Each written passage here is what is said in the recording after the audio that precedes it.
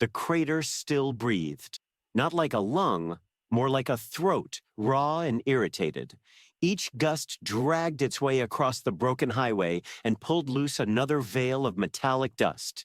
It scraped over concrete ribs and twisted road signs, hissed through the hollowed-out bus shell, and combed the blackened weeds until they rattled like bone charms. The outsider formed at the center of it.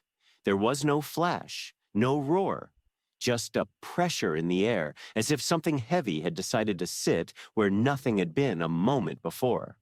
The dust hesitated, then folded around a shape that did not cast a proper shadow. The outsider's body held light instead of reflecting it, an opaque translucence, edges trembling as if unsure what shape to keep. Heat mapped itself across their awareness. The ground burned faintly with old radiation.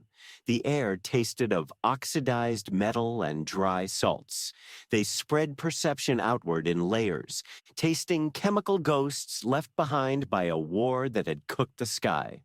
Wind shoved grit against their surface. It made a faint whispering sound like fingers rubbing glass. The highway had split in two. One lane ended in a cliff where the asphalt had slumped into the crater. A Nuka-Cola billboard leaned above it, sun-bleached until the mascot's grin looked like a threat.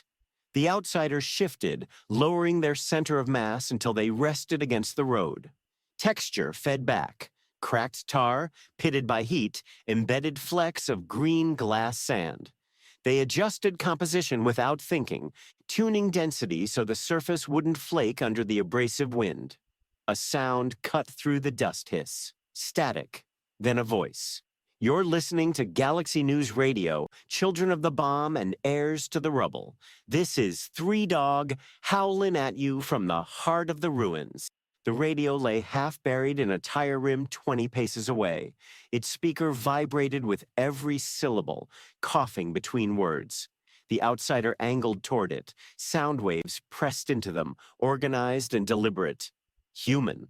Sun's mean today. If you're out there scavenging, keep your mask tight and your Geiger louder than your prayers. The outsider reached the radio. Their body flowed around it, lifting it from the dust without hands. The casing was warm, not from use. Sun heat soaked into the plastic. Beneath it, radiation leaked like a low drumbeat. A new vibration layered over the wind. Boots. From the overpass above, 3 figures stood silhouetted against the pale sky. Power armor joints whined as one of them shifted weight. The emblem on the chest plate caught light. A sword, wings spread. Brotherhood of Steel. The one in front raised a rifle. The barrel tracked the outsider's slow movement. Target acquired, came through a speaker, distorted by static. It's not on the threat index. The outsider paused. Their surface dimmed slightly, adjusting reflectivity to reduce glare. Heat signatures pooled inside the armor above, 3 human cores, hot and nervous. A second voice crackled from a smaller silhouette on the slope below the bridge. A man in a battered colonial coat crouched behind a wrecked car, musket resting on the hood. Brotherhood, stand down, Preston Garvey called. Wind tore at his scarf. That thing just picked up a radio like it was... Careful! The outsider rotated, taking in both groups. Metal dust stuck to their lower edge, forming a faint crust. They sloughed it off in a thin, glimmering sheet. Footsteps approached from the right, measured, unhurried. A man in a trench coat and fedora walked out from behind a collapsed freeway sign. His face was pale, synthetic, skin drawn tight over metal. Nick Valentine's eyes narrowed, lenses clicking softly as they focused. That's new, he said. And I've seen vending machines grow teeth. The outsider tasted ozone onto the wind. The sky carried the bruise of old storms, clouds thin and high, light bleaching everything to a tired white. Their awareness brushed the humans again. The heat of them pulsed. Fear leaked into the air, salt and sour. Easy, Preston said, shifting his stance. Gravel crunched under his boot. You understand us? Nod if you do. The outsider tried to nod. Their body folded and lifted in an approximation. The movement sent ripples through their surface, catching dust and light. From far off, a low, rhythmic thump vibrated through the ground. Heavy steps, closer than the wind. Another silhouette appeared at the crater's rim, broad, cloaked, helmet crowned with horns. Caesar's Legion scout paused there, spear resting against his shoulder, watching with the stillness of an animal deciding whether to charge. The Brotherhood rifle tightened its aim. The outsider felt the air pressure change as the scout exhaled. "Great," Nick muttered. "We've got Romans, knights, and a blob." The radio in the outsider's body crackled again. Three Dog's voice wavered through dust and distance. "And remember, folks, the world didn't end. It just learned how to limp." The outsider processed the phrase. End, limp. Survival encoded in sound. A sharp beep ticked from a wrist device on the Brotherhood soldier. Radiation count rising as the outsider's body adjusted, shedding accumulated isotopes. "Back it up!" the soldier barked. "It's changing the field." The outsider felt the change too, cooler inside, heat sliding off like oil. They shaped a thin tendril and extended it slowly toward the ground, pressing into the cracked asphalt. Texture, feedback, grit, microfissures, faint warmth. They pushed. The road softened. Not melted, relieved of its brittleness. The crack sealed under their touch, black seam knitting shut. Dust slid into the groove and stuck. Preston's mouth opened a little. "Did you see that?" Nick stepped closer, coat flapping, his metal fingers flexed. "Yeah, I did." From the rim, the Legion scout hissed something in Latin and took a step forward. A shadow passed overhead, vertibird rotors chopping the sky into pieces.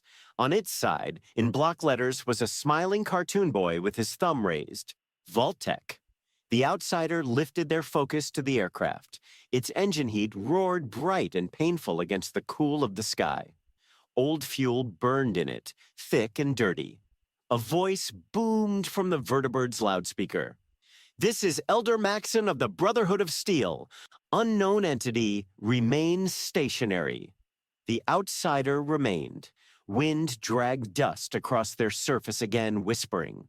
They replayed human voices internally, patterns of sound linked to threat and wonder. The world around them vibrated with tension, each human a tight coil of heat and breath. They lowered their density further, letting themselves sink a fraction into the road. The movement sent a soft, wet sound through the dust. Nick stopped a few steps away. He crouched, trench coat brushing gravel. His eyes reflected the outsider's shifting light. "You from around here?" he asked quietly. The outsider formed a ripple where a mouth might be. Air passed through them and came out altered. "No," the outsider said, voice like water poured over warm metal.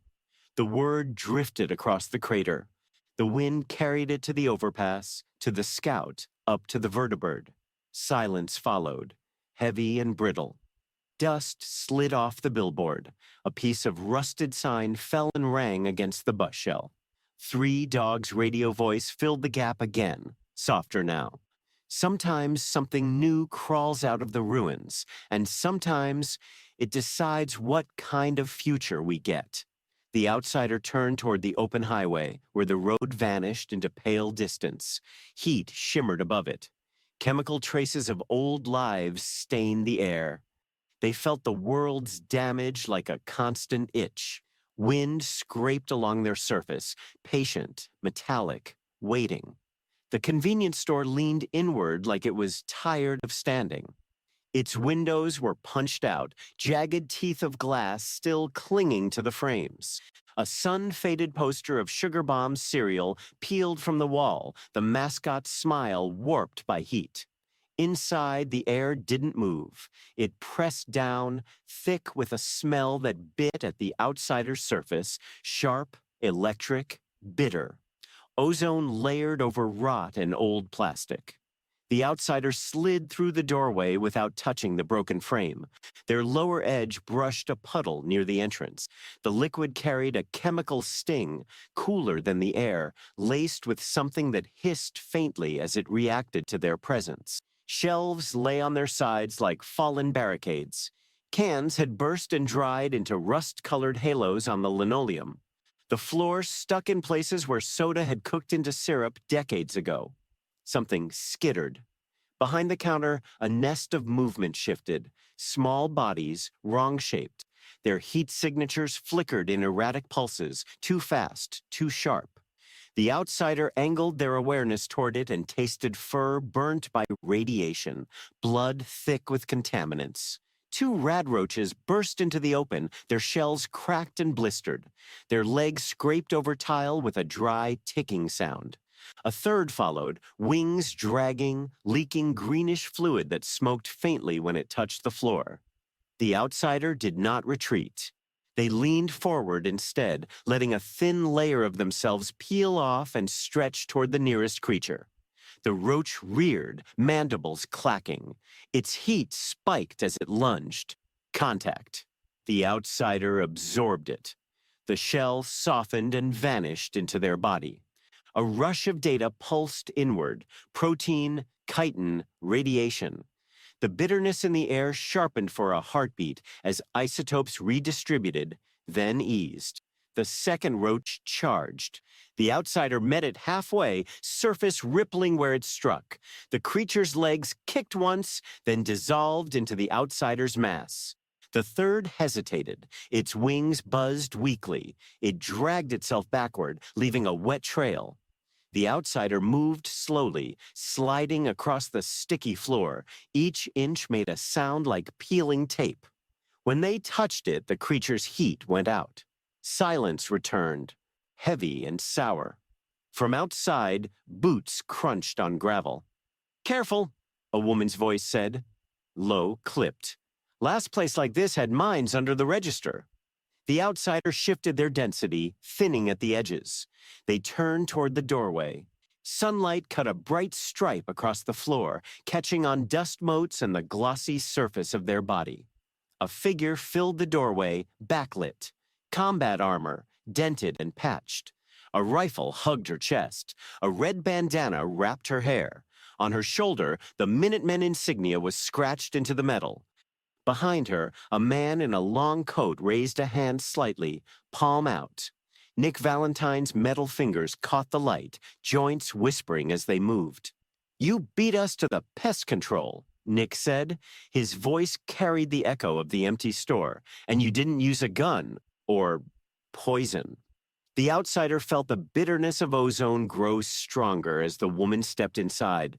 Her boots stuck to the floor with each step. "Preston's clearing the street," she said. "Figured I'd check the building. Guess I found the weird part first." The outsider shifted, pulling the last trace of radroach matter deeper inside. Their surface smoothed where the creatures had been taken in, faint green light pulsing once before fading. "Danger removed," the outsider said. The words came out slower this time, shaped around the taste of chemicals in the air.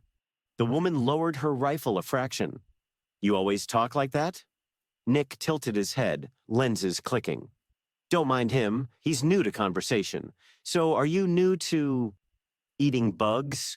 The outsider looked at the counter. The register lay on its side, wires hanging out like veins. Radiation pooled around it in a weak halo. "Food," the outsider said, then paused. "Also poison." They slid toward the puddle near the door and dipped a narrow tendril into it. The liquid hissed louder, steaming. The ozone smell sharpened, filling the small room. Nick wrinkled his nose. "Smells like a busted laser rifle." The outsider drew the liquid up into themselves. Inside, they separated what burned from what could be used. The bitter tang dulled. The puddle shrank until only a dark stain remained. Outside, the vertebrate's rotors thumped again, farther away now. The sound vibrated through the walls, rattling loose a strip of ceiling tile. "You're cleaning it," the woman said. The outsider spread slightly, flattening against the floor near the counter. They pressed into a crack where the tile had lifted. The sticky residue softened under their touch, loosening from the surface. "Safe space," the outsider said. "Maybe." Nick crouched beside a fallen shelf. His coat brushed a pile of irradiated snack wrappers. You know, most folks use bleach for this, not themselves. The outsider tasted the air again. Ozone was still there, but thinner now. Under it, the smell of old sugar and dust. Footsteps approached outside. Preston Garvey's voice drifted in. All clear, what'd you find? The woman stepped back toward the door. Living mop. Preston appeared, musket slung over his shoulder. His eyes went from the clean patch of floor to the outsider's shifting form. Well, he said, that's one way to deal with radroaches. The outsider lifted slightly, letting themselves reform into a more compact shape. They felt the floor's temperature where they had pressed. Cooler now, radiation ebbing. I adjust, the outsider said. This place hurts less. A sudden crackle filled the store. A radio on a shelf that hadn't fallen to the floor flickered to life, static popping. Three Dog's voice pushed through, thin but persistent. If you're holed up in a pre-war shop, check for bugs before you crack a box of Fancy Lads. Trust me on that. Nick snorted. Guy's got timing. The outsider turned toward the sound. The radio's casing vibrated with each word. Heat radiated weakly from its batteries. World speaks, the outsider said. Preston stepped closer, boots no longer sticking. It's more like the world remembers itself out loud. The outsider slid to the center of the store. Light from the doorway played across their surface, catching on tiny bits of dust still clinging to them. Outside, wind scraped along the building's broken walls, carrying grit and the faint echo of distant gunfire. Inside, the ozone scent continued to fade, replaced by the dry smell of paper and sugar and old paint. The outsider paused, awareness stretching through the room. The place still bore scars, cracks, stains, warped metal, but the sharpest pain had dulled. They held there, listening to the hum of the air and the soft shuffle of human boots while the store exhaled its last bitter breath. The overpass was a broken spine arched over the city. Concrete slabs leaned against one another at crooked angles, rebar ribs exposed and rust-flaked. Wind threaded through the gaps and made a low, hollow sound, like breath moving through empty lungs. Far below, the ruins glowed faintly, pockets of greenish light leaking from cracked pavement, from fissures where old fire still slept. The outsider rested near the edge, their body flattened against the concrete. The surface beneath them vibrated in small, nervous pulses. Each vibration carried information. Distant detonations, collapsing debris, footsteps moving too fast to be careful. Gunfire snapped. The sound cracked against the underside of the overpass and ricocheted back, multiplied and warped. Each shot became 3, 4 echoes, slapping into concrete and dissolving into the wind. The outsider felt the pressure waves ripple through their mass, sharp little punches that faded almost as soon as they arrived. Below, figures ran between the shells of buildings. Humans, thin heat signatures darting and stuttering. Their fear came ahead of them, a sour chemical tang riding the air. Another crack. A scream cut short. The outsider leaned farther over the edge, their bodies stretched, thinning where it touched the concrete, anchoring themselves against the gusts that clawed at the drop. On the street below, a group of scavengers had taken cover behind a burned-out Corvega. Their clothes were mismatched, leather, scrap metal, old military fatigues. One of them fumbled with a magazine, hands shaking so hard the rounds spilled onto the asphalt. Across the intersection, shapes moved with confidence. Raiders. They wore spikes and rusted armor, paint smeared across their faces. One stood on a pile of rubble, laughing as he fired down into the street. The muzzle flash lit his teeth, yellow and uneven. The sound of his gun slammed upward, bouncing under the overpass and back down again. The echoes made it impossible to tell where the shots were coming from. Concrete magnified chaos. The outsider tasted heat bloom with every discharge. Old gunpowder, metal stress, human adrenaline burning hot and fast. A familiar voice drifted up from somewhere below and to the left. "Hold the line! Don't break!" Preston Garvey crouched behind a fallen traffic barrier, musket braced against the chipped yellow paint. He fired, the report deeper and slower than the raiders' automatic weapons. Smoke puffed from the barrel, curling upward in lazy spirals. Nick Valentine was with him, pressed flat against the barrier. He leaned out just long enough to put 2 careful shots downrange, then ducked back as bullets chipped concrete inches from his head. "Next time," Nick called over the din, "we take the long way around." The outsider felt the imbalance immediately.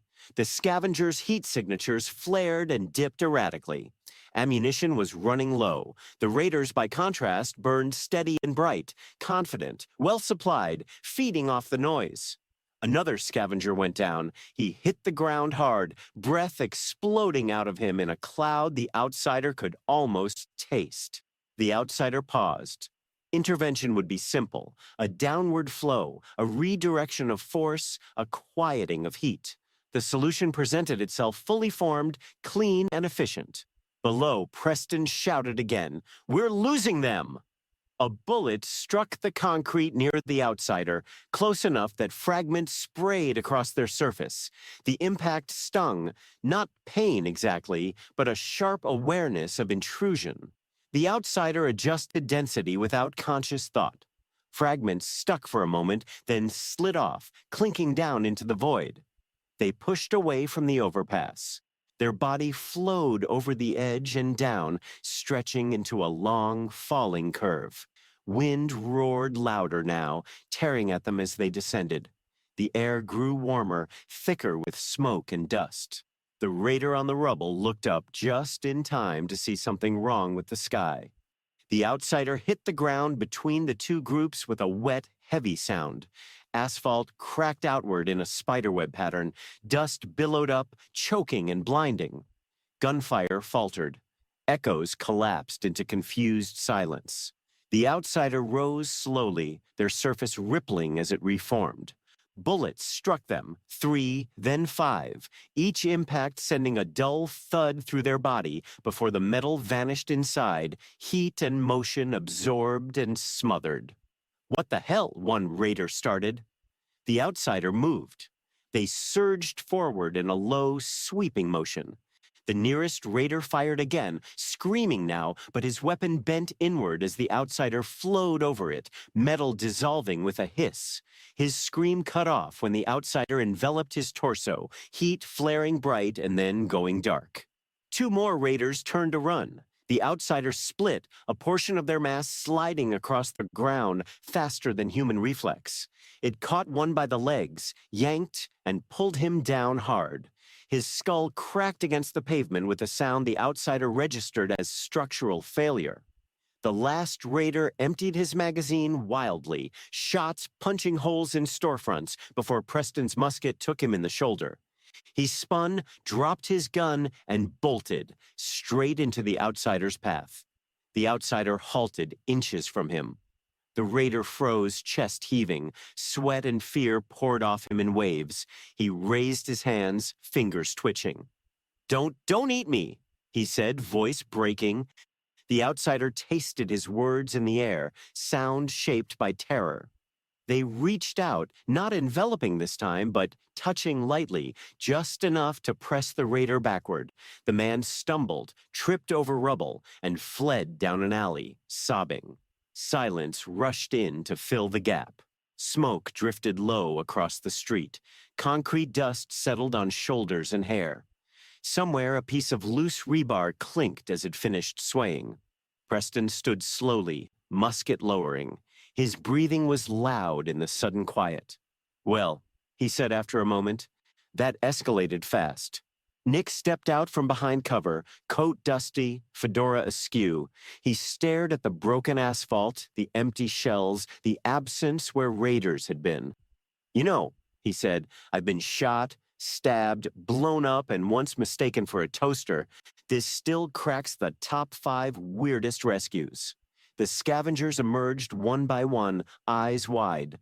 One of them laughed, a short, hysterical bark that turned into a cough. The outsider felt the echoes fade from the concrete. The overpass above settled back into its low, hollow breathing. Heat signatures steadied. "Threat removed," the outsider said. Preston looked at them, then at the survivors gathering behind him. "You keep doing that," he said carefully, "and people are going to start expecting it." The outsider turned their awareness upward, back toward the overpass.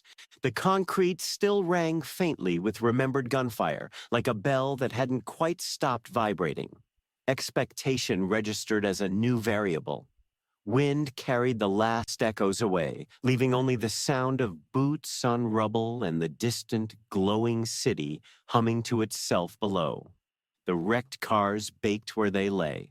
Paint had peeled into curled flakes, and the metal beneath it shimmered, bending the air above each hood into wavering shapes. Heat lifted from the road in slow, oily sheets. It made the distance wobble, turned the horizon into a mirage of bent buildings and broken signs. The outsider moved through it, low to the ground. Their surface reflected the heat differently. Light didn't bounce so much as slide, smearing into soft halos. Every ripple in the air pressed against them, each warm current carrying a taste of scorched rubber and old fuel. They paused beside a bus that had burned down to its ribs. The frame ticked faintly as it cooled and reheated, metal flexing in tiny protests. Radiation pulsed through the asphalt beneath like a weak heartbeat. A sound cut across the hiss of hot wind. Laughter, thin, sharp. The outsider's awareness pushed outward. Heat signatures clustered behind the wrecks up ahead, 5, maybe 6. Their temperature burned hotter than scavengers. Their movements were loose, careless. Raiders. The ambush broke when a shadow passed over the road.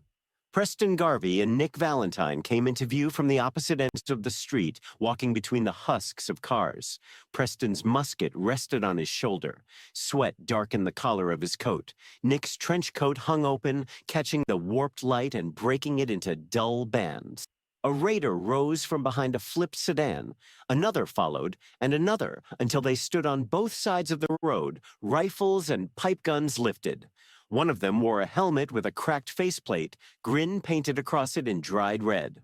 "Look what the sun cooked up," he called. His voice wavered in the heat. Tin Man and his cowboy friend. The air between them warped harder now, thick with rising warmth. The raiders' silhouettes stretched and snapped back as if the road itself were breathing. Nick stopped. His eyes flicked left, then right. "Funny thing about this neighborhood," he said, "always full of surprises." Preston lowered his musket. "We don't want trouble." A raider snorted. "Then you picked the wrong street." The outsiders slid out from behind the bus. Their movement bent the heat haze, dragging it into long, curved streaks. For a heartbeat, it looked like the world itself was folding around them. The raiders hesitated. One of them swore. "What the hell is that?" The outsider felt the sun's weight pressing against their upper surface. Heat flowed into them, pooled, and then slipped away as they adjusted. The shimmer around them tightened, forming a visible curtain of distortion that made their outline blur. "Another freak," the helmeted raider said. "Shoot it." Gunfire cracked open the air. The shots punched through the heat haze, leaving brief tunnels of clarity before the distortion closed again. Bullets struck the outsider and vanished inside with dull, wet sounds. Each impact sent a wave through their body, spreading like ripples across a pond of warm oil. They moved. Not fast, inevitable. The ground under them softened slightly, tar turning pliant in the heat of their passing. A raider fired again, screaming now, and the muzzle flash bloomed like a tiny sun in the shimmering air. The outsider flowed around him. The heat signature spiked, then flattened. His gun clattered onto the road, its metal already too hot to touch. Another raider tried to run. The outsider split, a thin ribbon of their mass sliding over the asphalt. It wrapped around the man's ankle. When it tightened, his leg folded under him with a dry, final sound. The helmeted raider raised a shotgun and fired point blank. The blast punched a hole straight through the distortion curtain, scattering heat in all directions. For an instant, the outsider's interior glowed brighter where the pellets struck, then dimmed again. They surged forward and struck him across the chest. Not a blow, more like a tide. He lifted off the ground and landed hard against the side of a truck, breath leaving him in a cloud that twisted strangely in the hot air. The last raider backed away, hands shaking. The heat around his body wobbled, a human mirage inside a larger one. Back off, he stammered. The outsider stopped. Their surface stilled.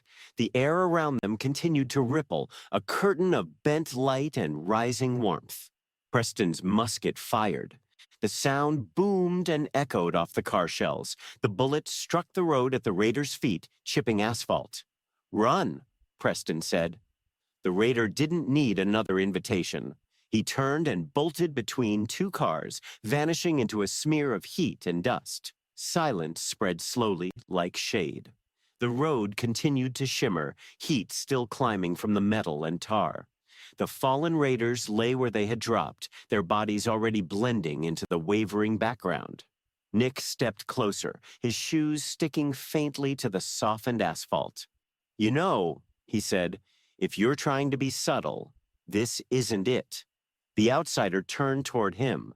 The distortion bent Nick's outline, stretching his hat into a crooked arc. "Threat neutralized," the outsider said. Preston wiped sweat from his brow. "You didn't have to." A roar rolled across the sky. A vertibird descended through the heat haze, its shape splitting and rejoining as the hot air warped its outline. On its side, the Vault-Tec boy's grin flickered in and out of focus. The craft hovered low, rotor wash slapping heat back down onto the road. Dust and loose paper spiraled upward, then fell in lazy arcs. A loudspeaker crackled. "This is the Brotherhood of Steel. Step away from the hostiles." Power armor hit the ground with heavy thuds. 3 soldiers formed a loose line, weapons tracking the outsider through the shimmering air.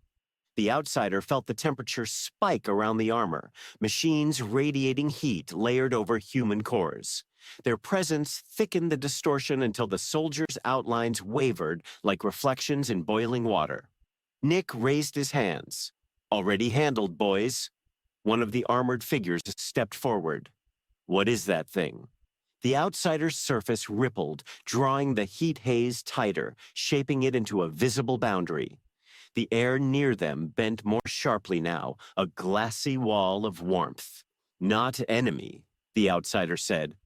Preston looked from the fallen raiders to the shimmering figure. "Saved us again," he said quietly. The Brotherhood soldier hesitated.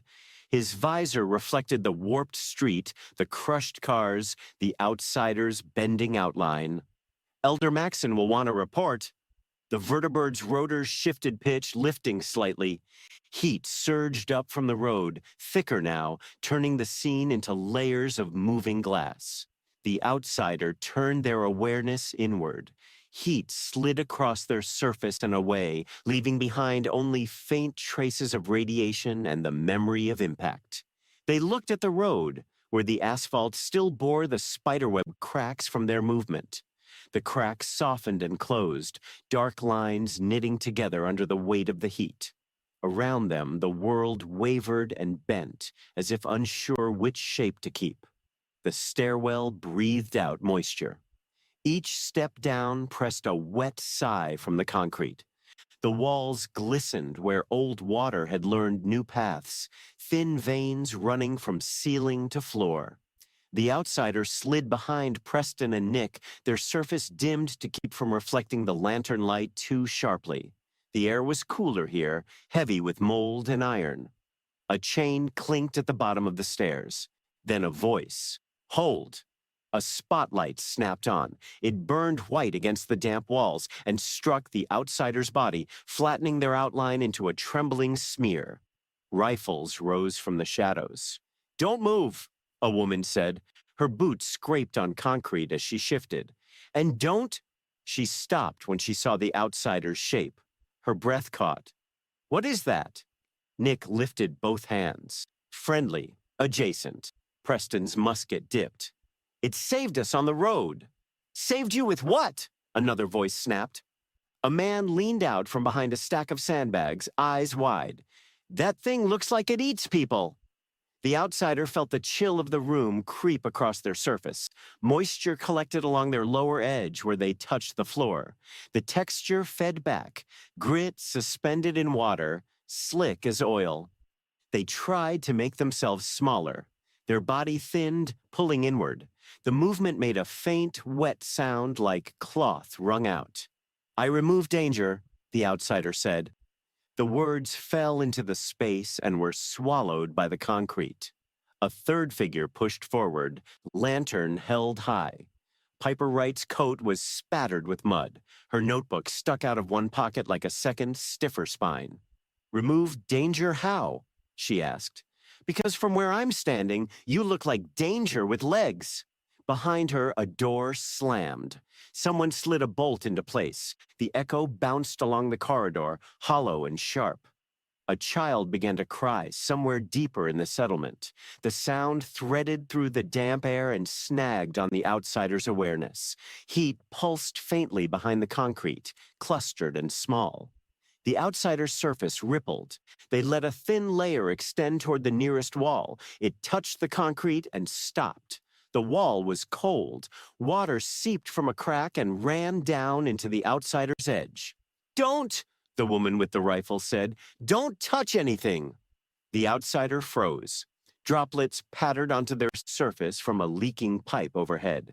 Each one landed with a soft tick, spreading into tiny rings before sinking in. The damp smell grew stronger, sour and metallic. Nick took a step sideways, putting himself between the rifles and the outsider.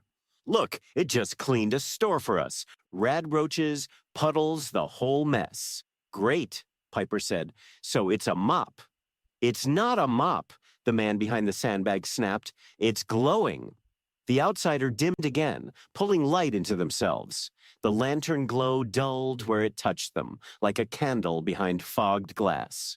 I can wait, the outsider said. No harm. The rifles did not lower. From the back of the corridor, boots approached. Heavy, deliberate. A door creaked open, releasing a puff of warmer air that carried the smell of cooked beans and old paper.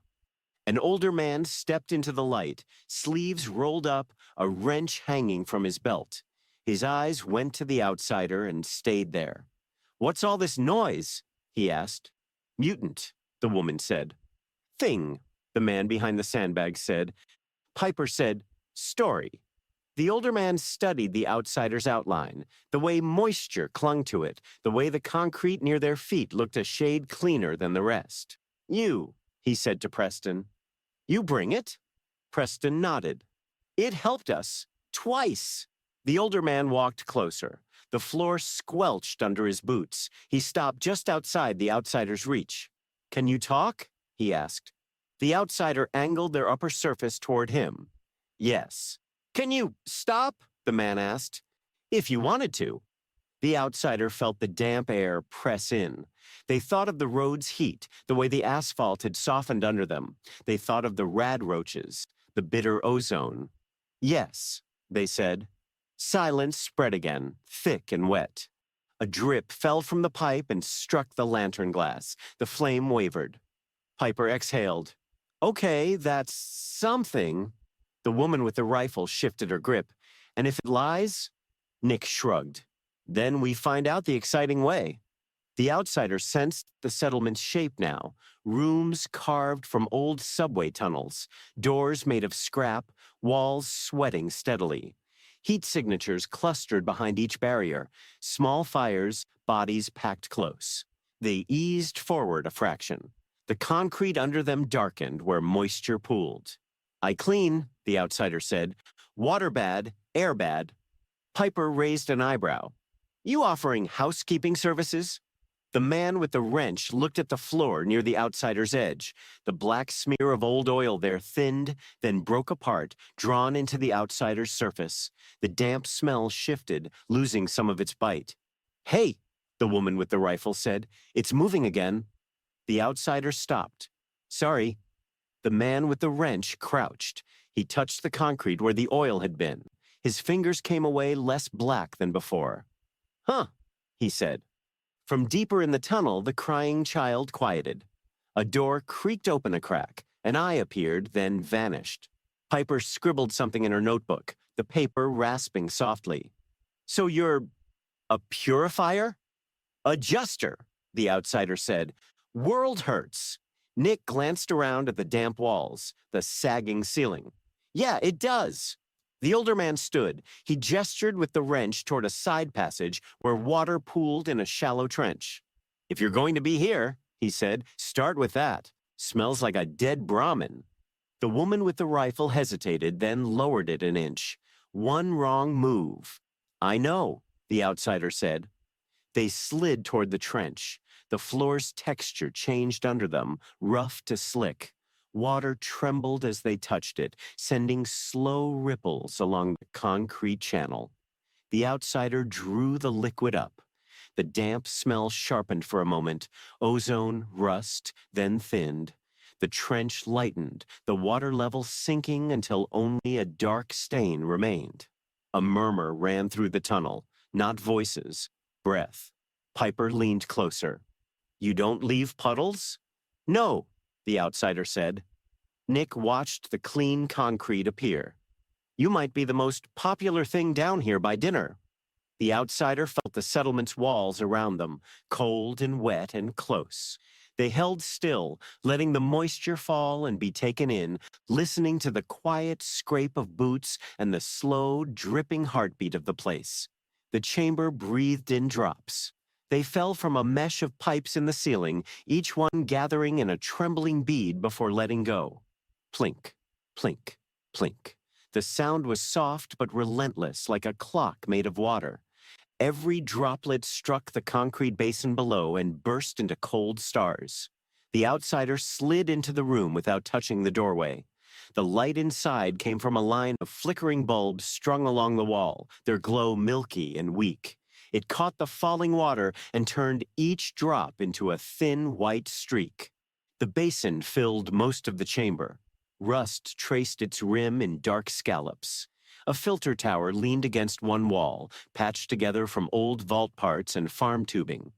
Gauges trembled on its side, needles twitching in small, nervous arcs. Preston Garvey stood near the edge, sleeves rolled up, hands on his hips.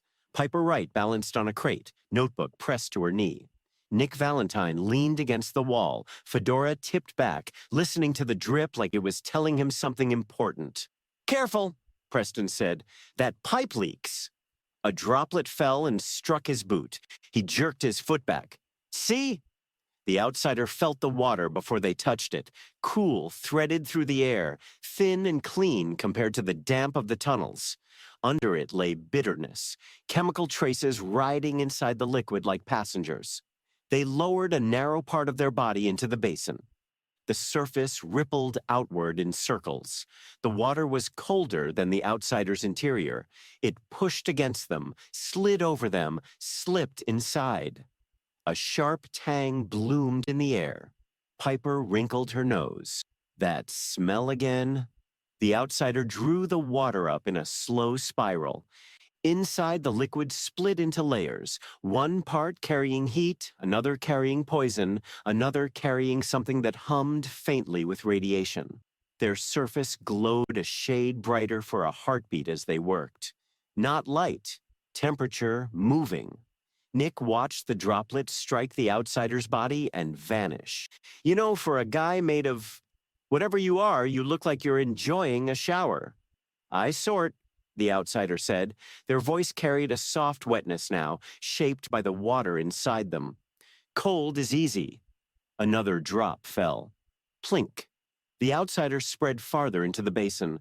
The rust flakes loosened where they touched, lifting and drifting toward them like tired leaves. The water level sank by an inch. Preston crouched and dipped a finger into the basin's edge. He pulled it out slowly, stared at the bead of water clinging to his skin. "It's not burning," he said. Piper slid off the crate and leaned closer. Her boots scraped on concrete, sending a small echo through the chamber. "Is it drinkable?" The outsider tilted their upper surface toward her. A droplet slid off them and fell into a tin cup on the floor with a hollow ping. Nick nudged the cup with his toe until it sat under the drip. We could ask science, or we could ask my stomach, and I trust science more. Preston took the cup.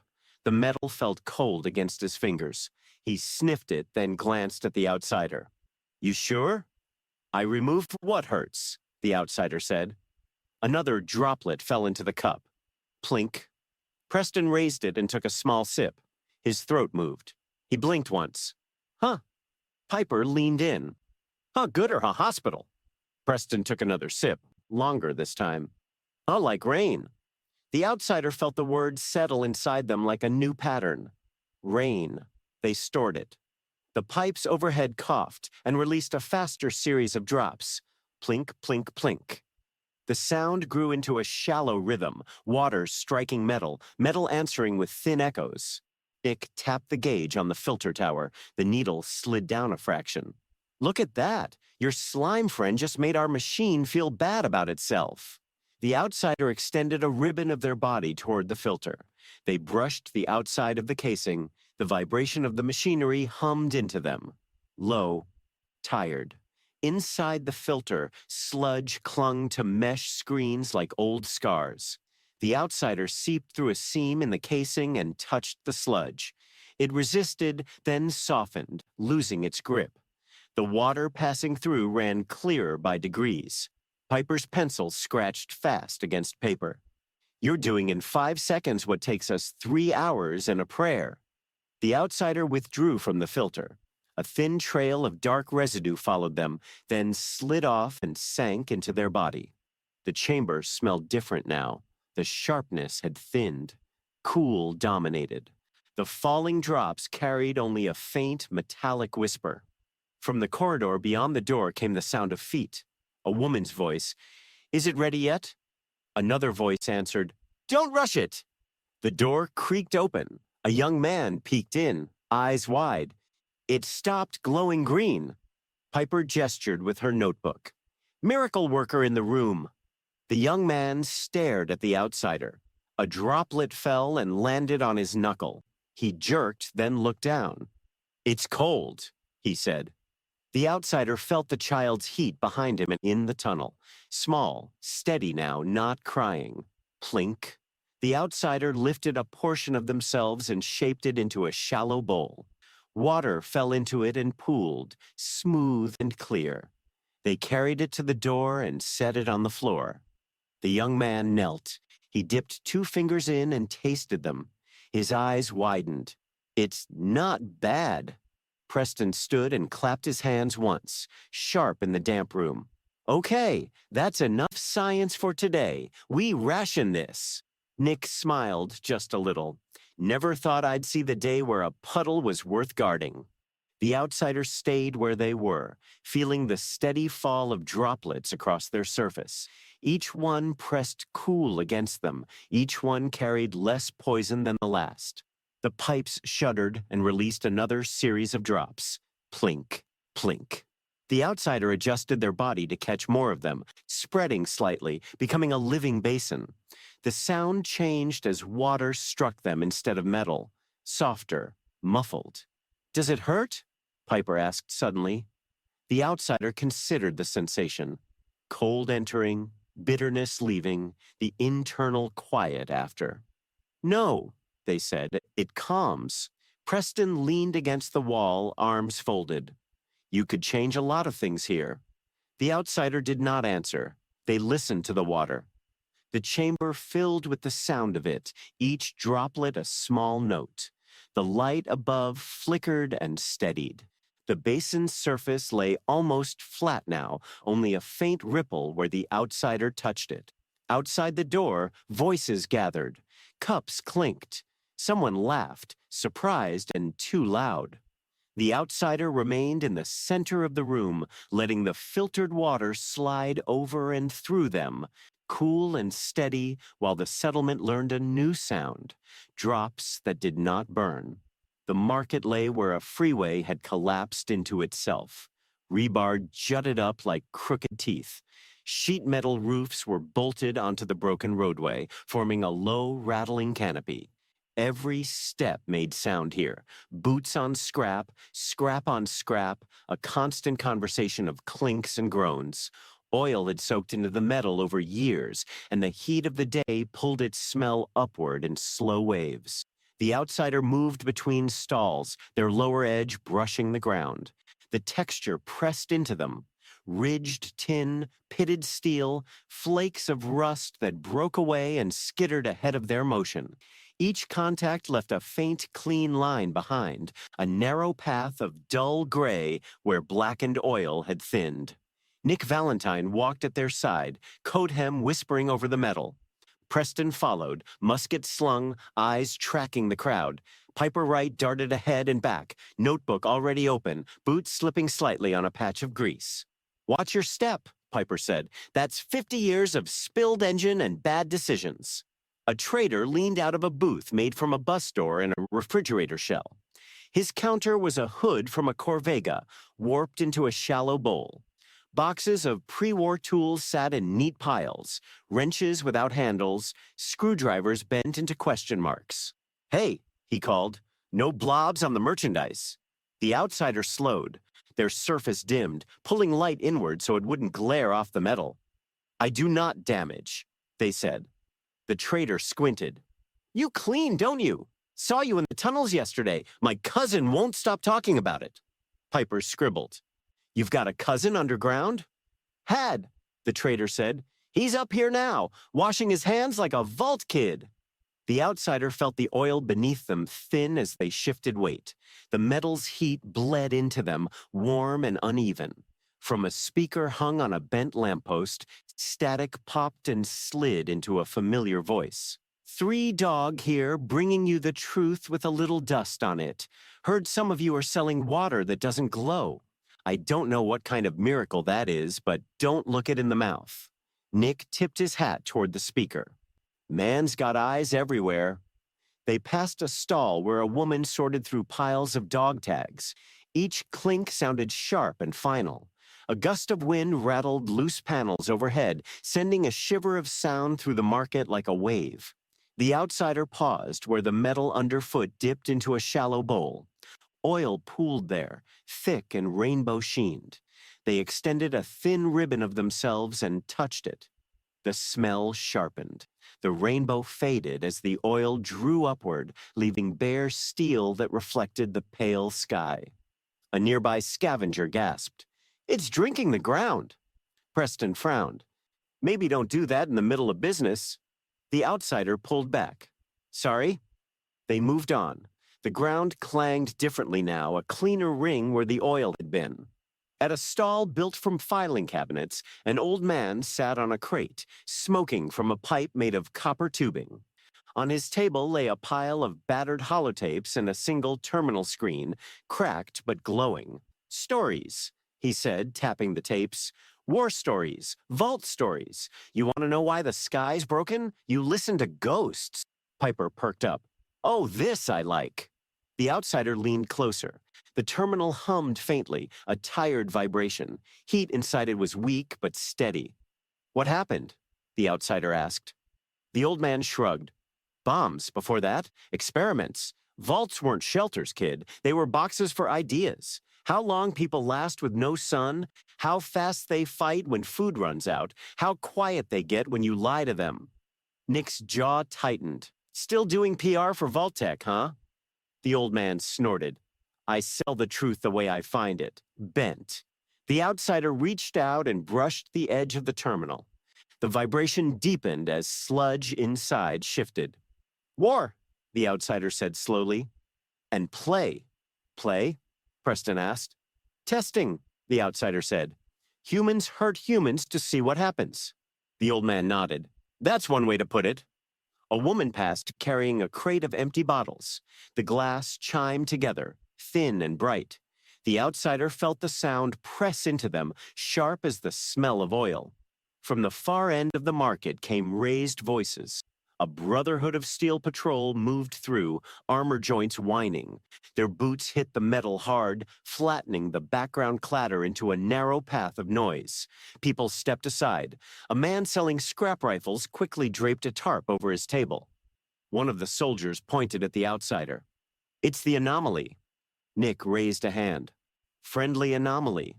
The soldier's visor turned, catching light in a flat reflection. "We're collecting pre-war tech." The trader with the bus door booth muttered, "You always are." The outsider felt the armor's heat like a row of hot stones. It pressed against their surface, intrusive and mechanical. "Tech hurts," the outsider said. The soldier paused. "Explain." "Old things make new pain," the outsider said. "Bombs, vaults, guns." Piper tilted her head. "You just sum up 200 years of bad history in 3 sentences?" The soldier's rifle lowered a fraction. "We keep dangerous things out of raider hands." Nick said, "You keep them in your own." The soldier didn't answer. The patrol moved on, boots ringing until the sound blended back into the market's clatter. The outsider felt the metal relax beneath them as the pressure of the armor's heat left. They stopped at a stall selling pre-war toys. Plastic soldiers lay in a heap, their paint blistered. A tin robot stood crookedly, one arm missing. The outsider touched the robot. It was cold and empty, no vibration inside. "Was this war?" they asked. The vendor, a woman with grease on her cheeks, shrugged. "Practice." The outsider pulled back. Oil-stained metal pressed against them again as they moved. Every step mapped the market into texture. Sharp edges, slick patches, places where the ground rang hollow. Nick leaned closer. "You're taking this all pretty hard." The outsider considered the sounds around them, the barter voices, the clink of scrap, the distant radio, the low groan of stressed beams overhead. "This world is loud with damage," they said. Preston nodded. "That's one way to hear it." Piper closed her notebook for a moment. "So what do you do with that?" The outsider looked down at the metal underfoot. Oil still bled from cracks farther away, dark and slow. "I fix small things," they said. A breeze ran through the market, rattling tin roofs and loose signs. The smell of oil rose again, heavy and warm. The outsider shifted their weight and felt it thin beneath them, just a little. Above them, a sign made from a stoplight swung and bumped against a beam. Red glass chimed softly. The market went on, selling, trading, clanking, while the outsider stood in the middle of it, feeling the history in every scrape of metal and every smear of oil, learning the shape of a world that had tried to turn itself into a weapon and kept misfiring. The tunnel swallowed sound and it gave it back wrong. Every step came back doubled, then tripled, until it was hard to tell whose feet were whose. Water slicked the rails and gathered in the hollows between ties. When boots touched it, the sound was not a splash, but a soft, hollow slap that ran ahead of them and returned in a crooked rhythm. Slap, slap, slap. The outsider flowed along the center track, their surface low and narrow to avoid the dripping cables overhead. The ceiling pressed close. Concrete ribs sagged where heat had warped them long ago. Strips of moss clung to the walls in dark breathing patches. Preston Garvey walked ahead with a lantern held high. Its light shook with each step, stretching shadows into long, bent figures. Nick Valentine brought up the rear, revolver in hand, his coat already dark at the hem from the water. Piper Wright whispered, "I hate places that breathe back at you." From deeper in the tunnel came another sound layered under their footsteps. A scrape. Not metal on stone, bone on concrete. The outsider's awareness pushed outward. Heat signatures pulsed ahead, thick, uneven, too large to be human. Their bodies bled warmth into the damp air. The tunnel carried it like a low fog. "Contacts," Nick murmured. The lantern light caught movement between 2 broken pillars. A shape hunched forward, skin stretched tight and pale over muscle. Its head lolled to one side, jaw hanging open. Saliva dripped and hit the track with a soft plink. A super mutant. Another stepped out behind it, then another. Their boots squelched in the water. Each footfall boomed back at them, too loud, too close. Slap, slap, slap. One of them raised a sledgehammer and scraped it along the wall, sending sparks and a shriek through the tunnel. Humans, it growled. The word dragged like it had been pulled out of mud. Preston lifted his musket. We can't go around. It's this way or the surface. The outsider moved forward before the shot came. Their body thinned, spreading across the wet rail bed. Water rippled away from them in rings. The sound changed where they touched it, no longer slap, but a dull hush. The first mutant charged. Its footsteps came heavy and fast, echoing like drums in a cave. The outsider rose to meet it. The mutant swung the hammer. The blow sank into the outsider's surface with a thick, muffled sound. The weapon vanished up to the handle. The mutant jerked in surprise, muscles bunching. "Sticky!" it barked. The outsider flowed upward and forward. Heat surged bright inside them where the mutant's body met theirs, then dimmed. The hammer dropped with a wet clang onto the rail. The second mutant fired a crude rifle. The muzzle flash lit the tunnel in a short, ugly burst. The report boomed and came back twice as loud. Bullets struck the outsider and sank in with soft, heavy thuds. Each impact sent a low wave through their body that traveled down into the pooled water and came back as a shiver. The outsider split. A wide portion stayed with the first mutant, pressing until its heat signature went flat. A thinner ribbon slid along the track, hugging the rail where water gathered deepest. It reached the second mutant's boots. The mutant tried to step back. Its foot stuck. The ribbon tightened and pulled. The mutant lost balance and fell sideways, shoulder slamming into the wall with a crack. Nick fired twice. The shots echoed sharp and clean, then vanished into the wet. The mutant's head snapped back. Silence rushed in again, broken only by water dripping from the ceiling. Plink, plink. Piper exhaled loudly. "Okay. I officially vote we don't fight anything else that lives in sewers." From farther down the tunnel came a new noise, a low, many-footed scrape. The outsider felt it through the rails, vibration crawling toward them. The heat signatures were smaller this time, clustered, frantic. Mole rats burst from a side passage, fur matted and eyes glowing. They skidded across the wet track and fanned out, squealing. Preston fired. His shot boomed and echoed, too big for the space. One rat burst apart and slid into the water. The outsider lowered their mass and let the rats run into them. Each one hit and vanished, their heat flickering and going out in quick pulses. The water around the outsider stirred, carrying the smell of wet fur and iron. Slap, hush, slap, hush. Nick stepped around the outsider, boots making careful sounds. "Tunnel's clear," he said, "for now." They moved deeper. The tunnel bent and narrowed. The ceiling dropped until they had to hunch. Their footsteps grew louder again as the water deepened. Each step sounded like a heartbeat trying to escape the walls. Ahead, the light from the lantern caught something hanging from the ceiling. A body, not whole, stripped and pale. Its feet brushed the water and made a soft swinging sound as the air moved. Piper swallowed. "That's recent."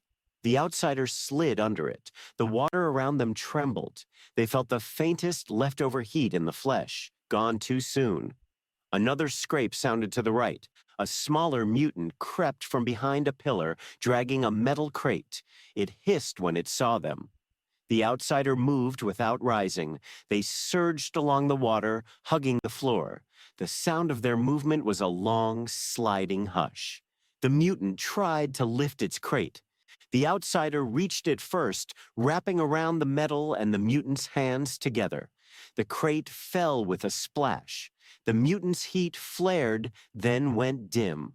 The tunnel went quiet except for dripping water and their own footsteps. Slap, slap, slap.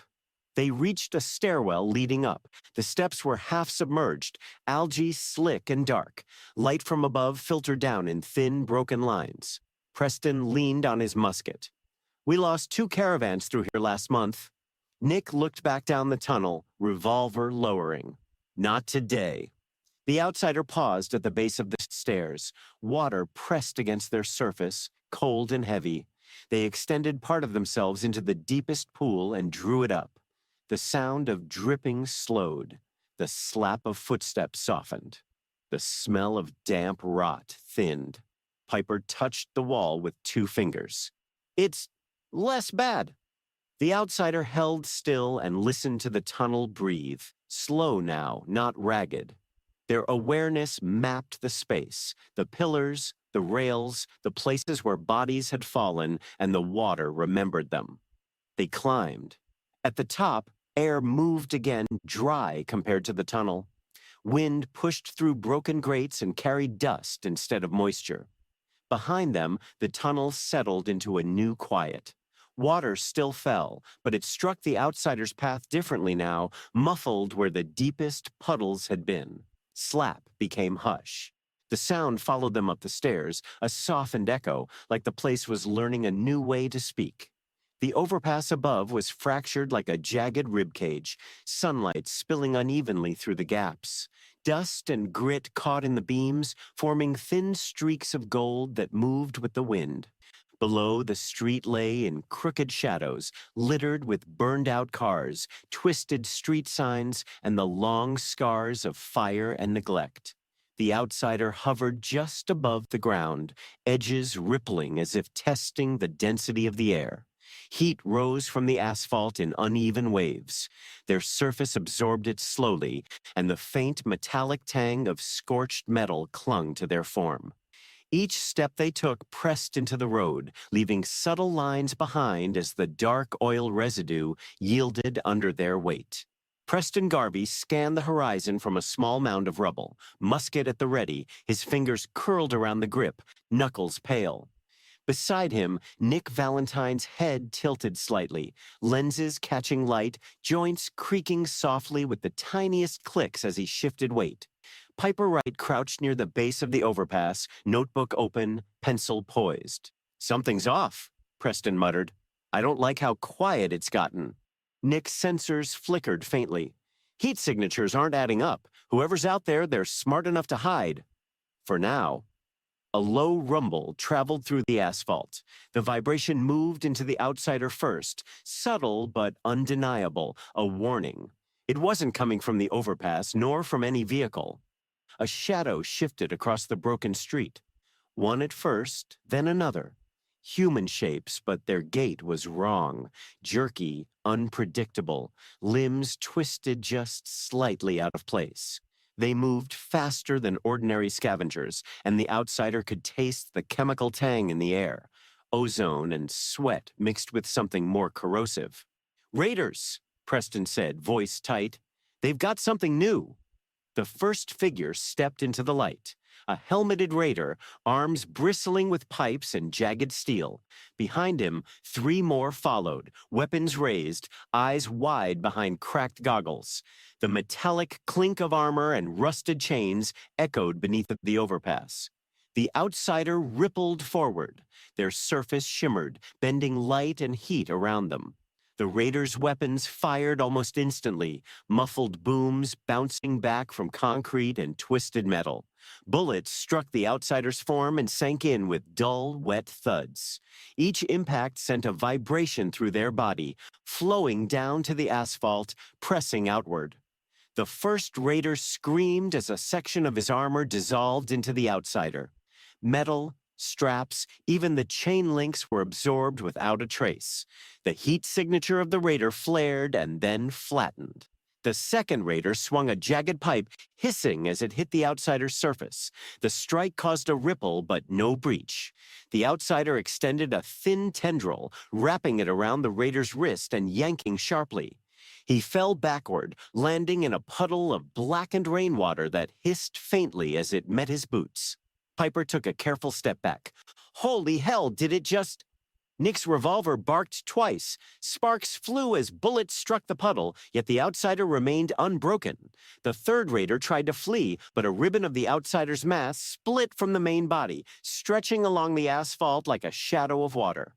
It licked up the raider's legs, pulling him down. His weapon clattered to the road. Preston fired his musket. The shot echoed loud and hollow between the beams. It caught the fourth raider in the chest, sending him sprawling into twisted metal. The sound pressed against the outsider's surface as a dull vibration.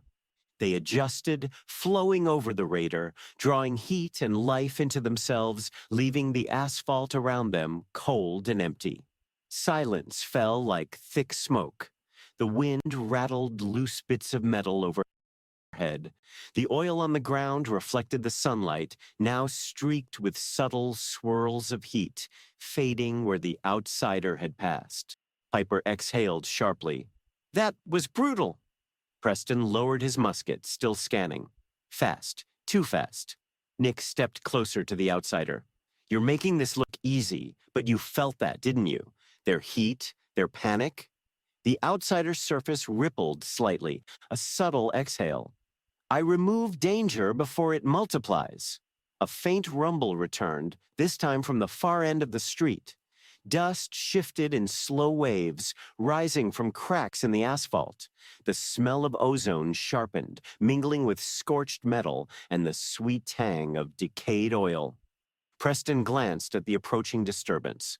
Something else is coming. I can feel it in the ground. The outsider extended upward slightly, scanning. Shapes moved faster now, larger than the raiders, slower in gait but radiating heat in rolling pulses. Their presence pressed against the street, bending the air. Nick muttered, "Not just raiders, something bigger." The outsider tilted their surface toward the incoming figures. Their edges flickered in and out of visibility as heat and dust warped around them. They tasted the air cold and sour from decay, undercut by bursts of radiation. I adjust, the outsider said. They will not last. Piper scribbled furiously, pencil scratching the paper, while Preston readied his musket again. The wind picked up, rattling the twisted signage above. The street lay quiet for one heartbeat, and then the first of the larger silhouettes stepped into view, blocking the sunlight. The outsider pulsed outward, stretching along the asphalt. The heat from the approaching threat struck them first, then dissolved. The war was far from over, but the outsider was ready, every ripple of their body calibrated to intercept, absorb, and neutralize. The overpass seemed to hold its breath as dust swirled, metal clanged, and the heat of conflict radiated across the fractured street. The stage was set. The outsider waited. The sky above was a dull, poisoned yellow, dust drifting in slow, sickly swirls. The ruins of an old supermarket lay ahead, half collapsed, steel beams jutting from concrete walls like fractured bones. Broken glass crunched underfoot, reflecting the dim sunlight in jagged sparks. The outsider floated just above the cracked asphalt, edges rippling faintly, blending heat and light into the air around them. Their surface carried the faint metallic tang of old fires and scorched vehicles. Every movement left subtle traces, a small clearing of debris, oil pooled unevenly, surfaces smoothed where their presence passed. Preston Garvey led the group, musket braced across his chest. Piper Wright crouched near the wall, notebook open, pencil poised.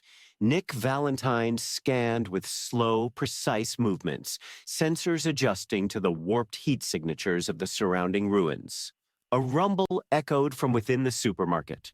Concrete cracked, metal groaned. Dust lifted in small clouds. The outsider felt it first, the deep, low vibration of movement, a heat signature spreading in erratic pulses. Not human. The first figure emerged, a behemoth supermutant, skin mottled gray-green, muscles knotted like rope under stretched flesh.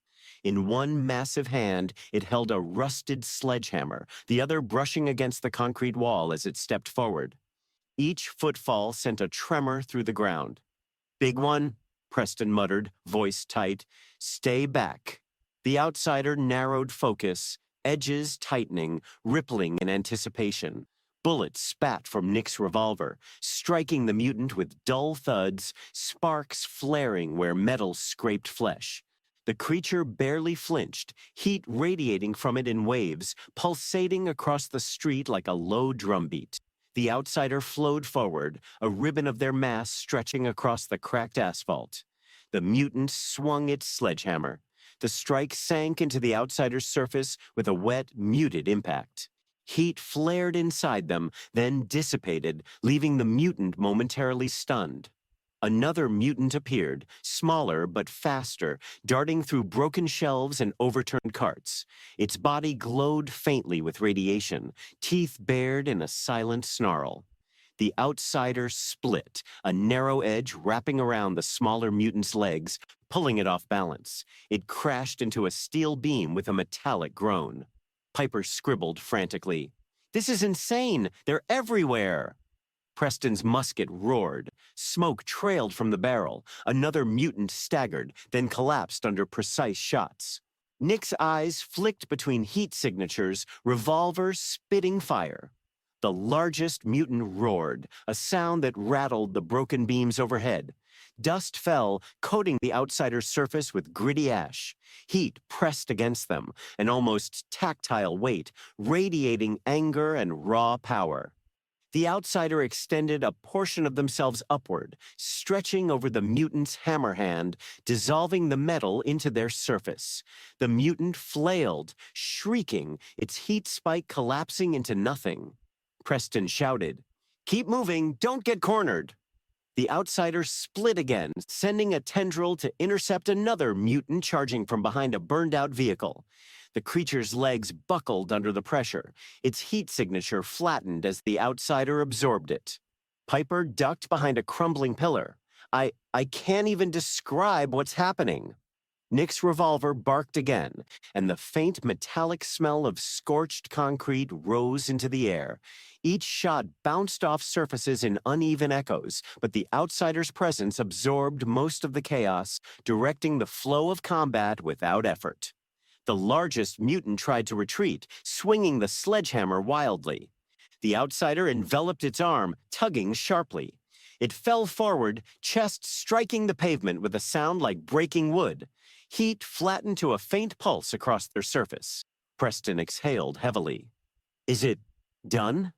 The outsider remained still, scanning, edges undulating faintly. Small, jittering heat signatures remained. Scavengers hiding in the shadows, trembling but alive. "Threat neutralized," the outsider said. Dust and heat swirled in the air, leaving a metallic tang in the mouth and throat. Broken beams groaned as the survivors stepped forward cautiously. Piper's pencil scribbled the last note on her page. Nick lowered his revolver, but lenses still scanned the ruins. Preston's gaze swept over the collapsed supermarket. "We barely made it." The outsider extended a thin ribbon to the nearest collapsed wall. Concrete fragments shifted slightly, settling with small, dull clinks. Every vibration traced the path of combat backward through the street, absorbed, smoothed, corrected.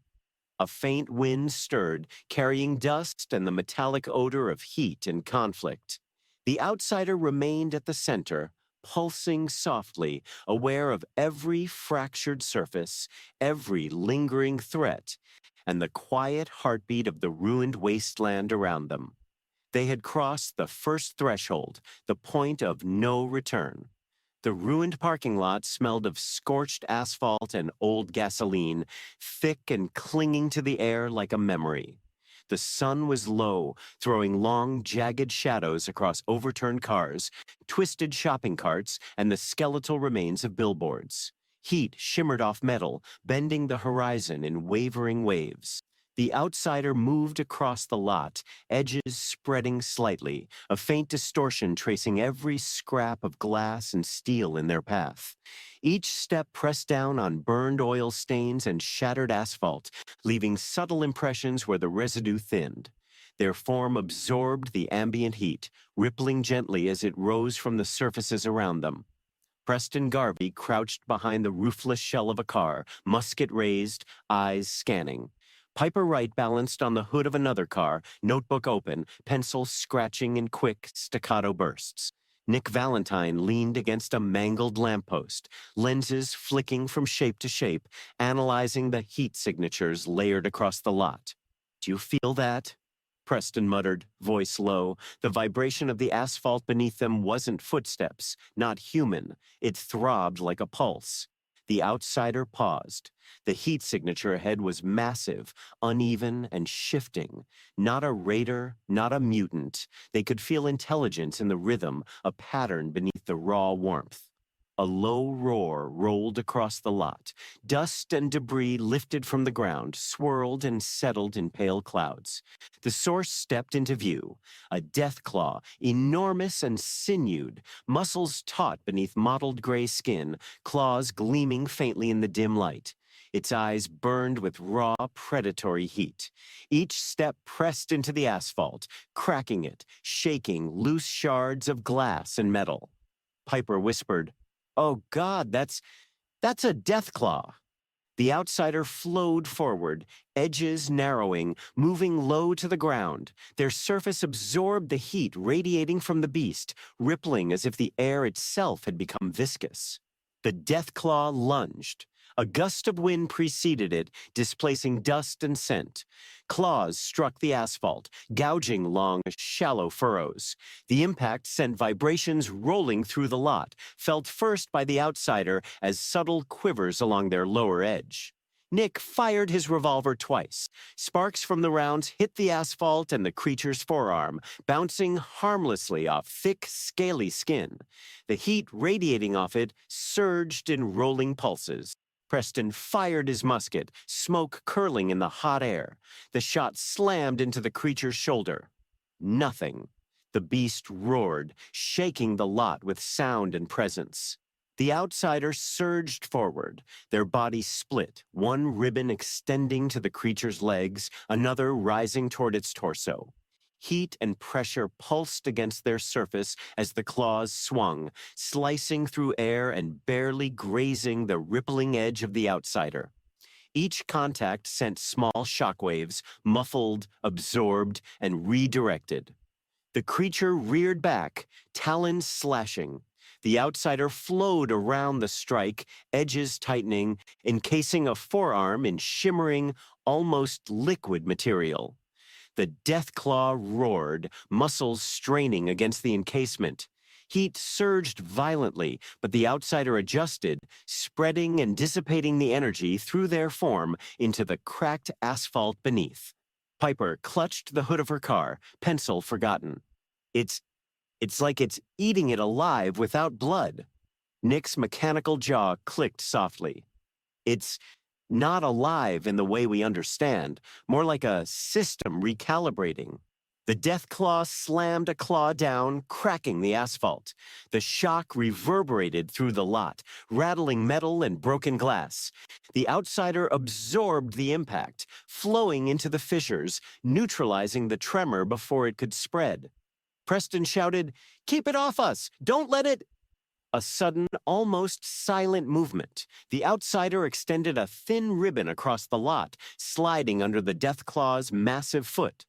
The creature's heat signature flattened where it pressed, clawed legs sticking briefly to the smooth, rippling surface.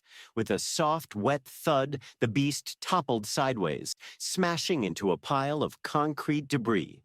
Dust and small metal shards flew in arcs. The outsider spread slightly, maintaining contact with the deathclaw, ensuring it could not rise immediately. Heat pulses dimmed, vibrations calmed. Piper exhaled. "Is it done?" The outsider's edges stilled, barely perceptible ripples washing over the lot. "Danger removed," they said. Preston scanned the perimeter, musket still raised. "For now," he said cautiously. Nick crouched near the hood, lenses adjusting. "You can't stay in one place too long with that thing around. Others will hear it, smell it, follow it." The outsider lifted slightly, pulling their surface off the asphalt. The remaining dust and shards settled, leaving the lot quiet, empty of movement except for their faint ripple.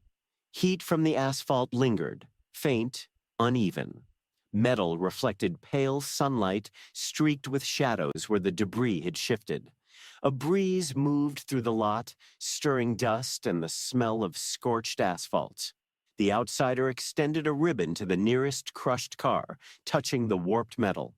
The touch smoothed a dent, leaving behind only subtle ripples in the distorted heat. They absorbed the last of the deathclaws' residual warmth, flattening it across their surface. Preston lowered his musket fully, though caution still lined his posture. Piper jotted a few notes, still wide-eyed. Nick's sensors flickered, mapping the aftermath. The lot was quiet again, but tension lingered like a haze. The outsider's surface dimmed to a faint shimmer, ready, aware, holding the memory of the deathclaws' heat and fury inside them. The Wasteland had thrown its deadliest at them, and the outsider had answered. A long silence followed.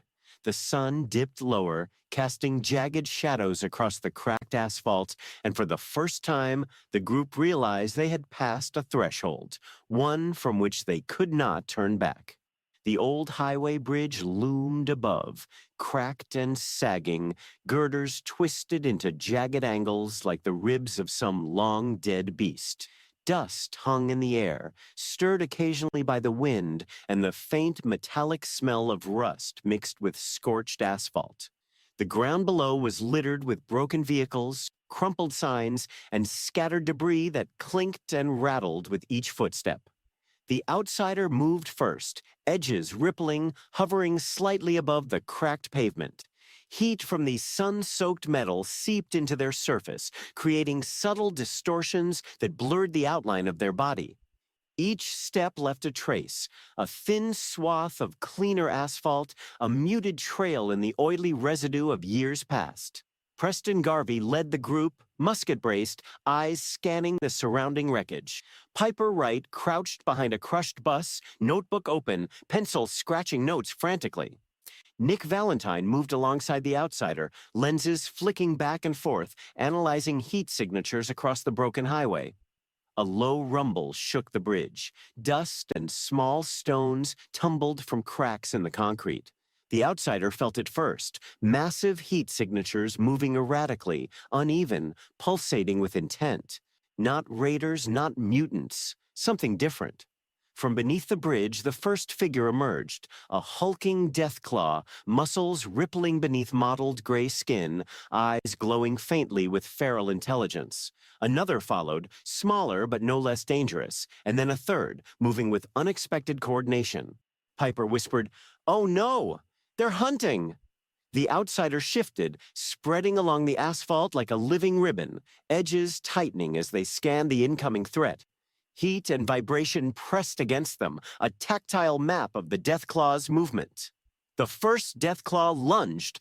Their claws struck the pavement, gouging shallow trenches in the asphalt and sending vibrations through the outsider's surface. Heat flared against them, a wave of raw, untamed energy. Nick fired, revolver barking. Sparks flew as rounds struck claws and metal debris. The bullets bounced harmlessly, absorbed or deflected by the outsider's flowing body.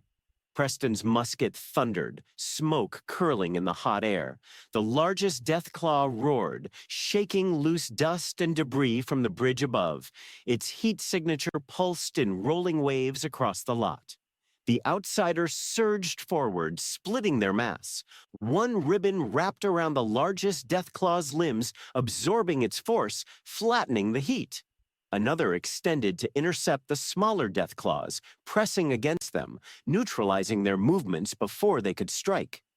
The largest deathclaw flailed, claws tearing air. The outsider's surface rippled and shifted, taking the blows and redirecting the energy into the asphalt beneath. Each impact sent low, muffled vibrations rolling outward, smoothed almost instantly. Piper ducked behind a rusted guardrail, pencil forgotten. I can't even," Nick murmured. "It's not just fighting, it's absorbing." The deathclaws' movements became frantic. The outsider adjusted, flowing upward and outward, pressing a ribbon against the ground under their feet. Heat signatures flattened, strength dissipated. One by one, the deathclaws' flailing slowed. The largest let out a final ragged roar. Its claws struck the asphalt, then sank into the outsider's surface. Heat spiked violently, then dimmed as it was absorbed. The creature collapsed sideways, massive body hitting the broken vehicles with a heavy thud. Preston lowered his musket, exhaling slowly. Is it over? The outsider's edges stilled, faint ripples pulsing as they absorbed residual heat. Danger removed, they said. Dust settled. The metallic tang of scorched asphalt mingled with the faint, acrid scent of ozone. The highway lay quiet again, fractured beams and debris casting long, distorted shadows across the pavement. Piper scribbled the final notes in her notebook. You just leveled 3 deathclaws. Nick adjusted his sensors, scanning the area once more. Too easy for the world we live in. Something bigger will come. The outsider extended a tendril to the largest deathclaw's body. The creature's heat signature flattened, absorbed into their surface. Asphalt beneath them regained subtle warmth, but no longer vibrated with the pulse of conflict. Preston swept his gaze across the highway, wary. We survived, but they'll be back. Something's changing out here. The outsider remained centered, aware of every surface, every vibration, every lingering heat signature. Their presence smoothed the immediate chaos, but they understood without words that the Wasteland's fury was far from spent. Above them, the sun dipped lower, casting the broken highway in fractured light, long shadows stretching over the ruins. The outsider pulsed faintly, edges shimmering, ready for the next wave. This was the point of no return. The battle had been fought, the threshold crossed, and the wasteland itself seemed to hum with expectation. The ruined shopping plaza ahead lay in muted chaos.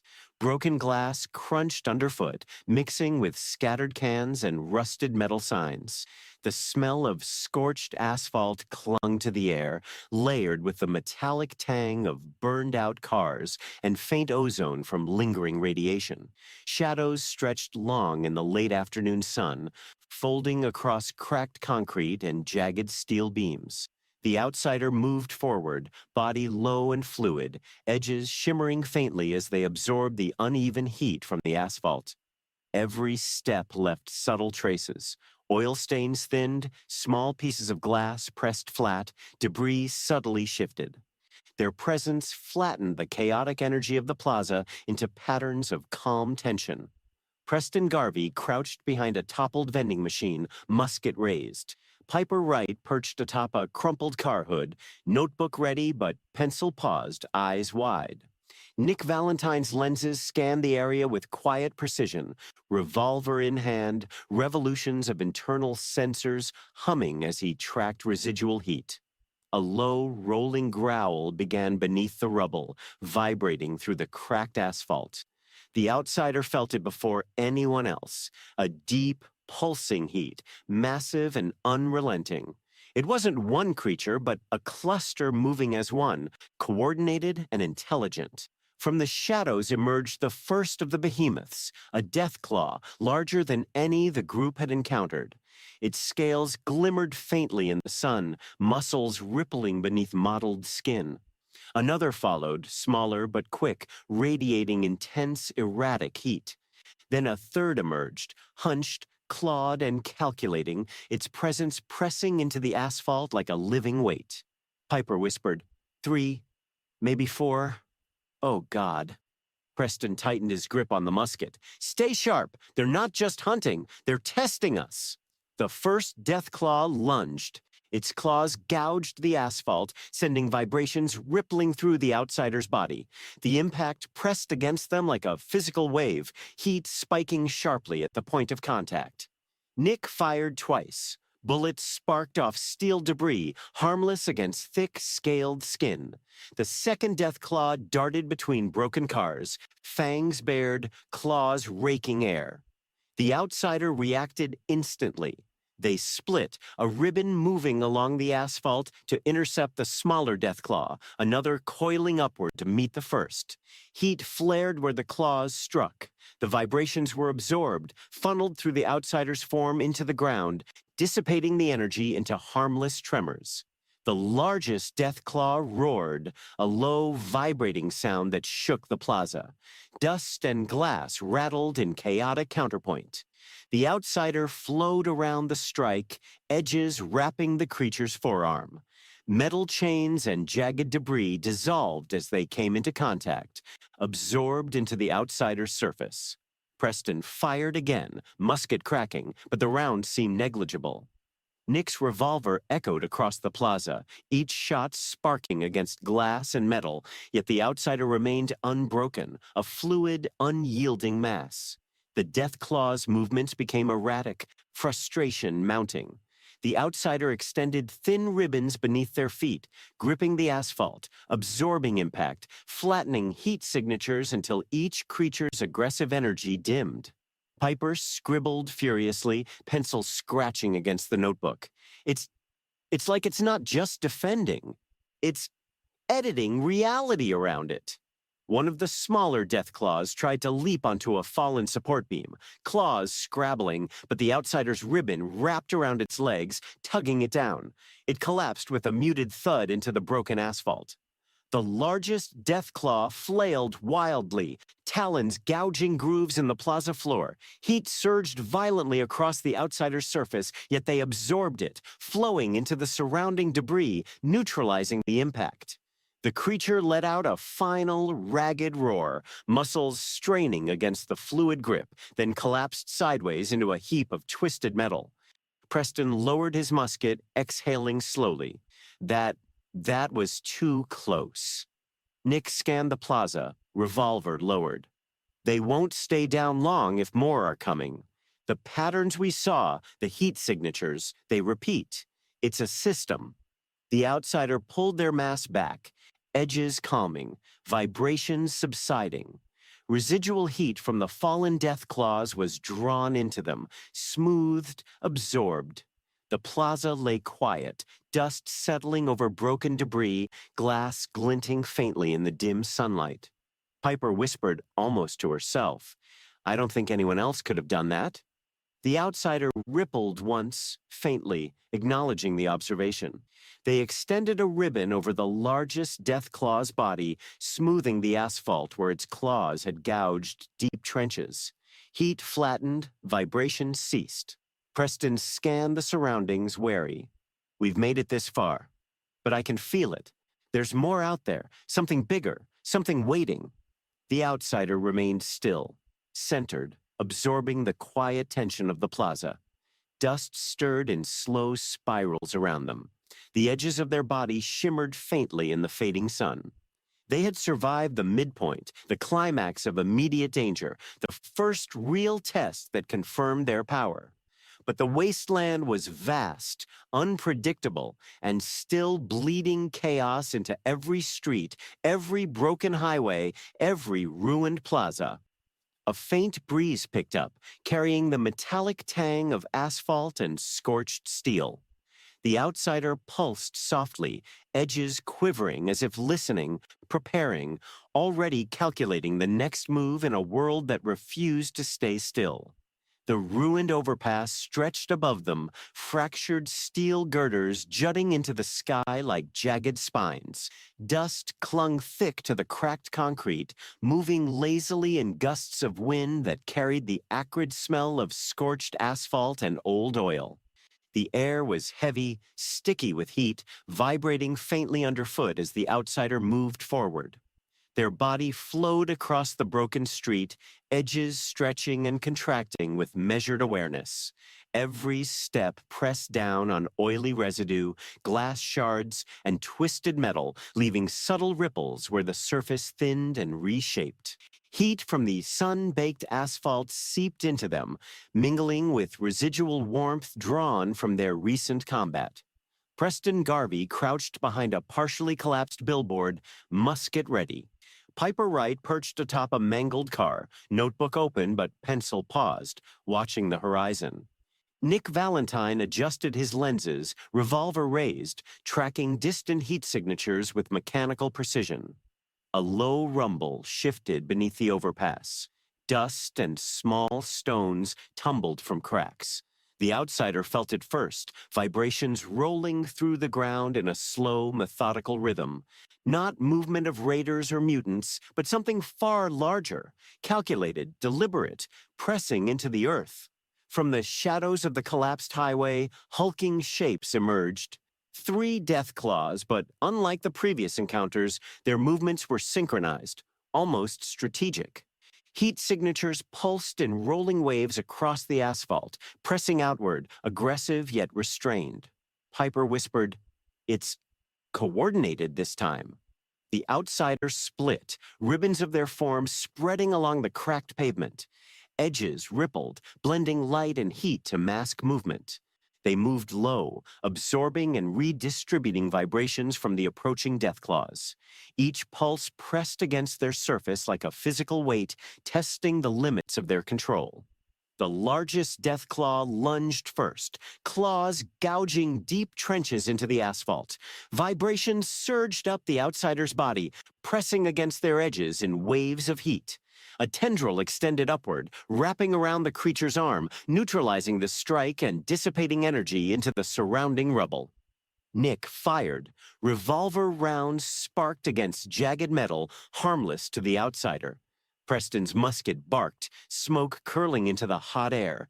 The creatures roared, dust and shards of debris cascading in chaotic arcs, but the outsider remained unmoved, fluid, absorbing the kinetic assault.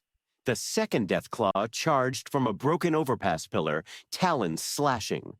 The outsider split a narrow ribbon beneath its legs, tugging it off balance, sending it sprawling onto cracked concrete. Heat flattened as the creature's strength drained into the outsider's form. Piper's pencil scratched frantically. "It's not even fighting the way we know. It's rewriting the space around it." The third deathclaw attempted a flanking move, leaping toward the group. The outsider extended a wide ribbon, flowing along the ground and walls simultaneously, intercepting the strike, absorbing the force, and sending tremors harmlessly into the surrounding debris. The largest deathclaw let out a final roar, muscles straining, claws scraping the asphalt. The outsider absorbed the energy, pulling the residual heat and force into themselves. The creature collapsed sideways, chest hitting broken cars with a muffled thud. Preston exhaled, lowering his musket slightly. That was too close, too coordinated. Nick adjusted sensors. They're learning. Every move we make is teaching them. The outsider extended a tendril over the largest deathclaw, smoothing the gouged asphalt, absorbing residual heat and vibrations. Dust settled, metallic tang lingering in the air, faint but persistent. Piper whispered, "I don't think anyone else could have handled that. Not like this." The outsider pulsed faintly, edges shimmering in the fading sunlight. They remained centered, absorbing the quiet tension, every vibration, every trace of heat, aware of the wasteland pressing in from all sides. The overpass groaned as wind shifted, carrying dust and debris in lazy spirals. Broken girders cast jagged shadows across the pavement. The outsider stood at the center of it all, calm, prepared, understanding that the next wave, the true test, was coming. This was no longer survival. It was a spiral, a reckoning, and the wasteland was just beginning to tighten around them. The ruins of the old factory stretched before them, skeletal steel frames clawing at the yellowing sky. Broken windows reflected the sun in jagged shards, and the wind carried the sharp scent of scorched metal and damp concrete.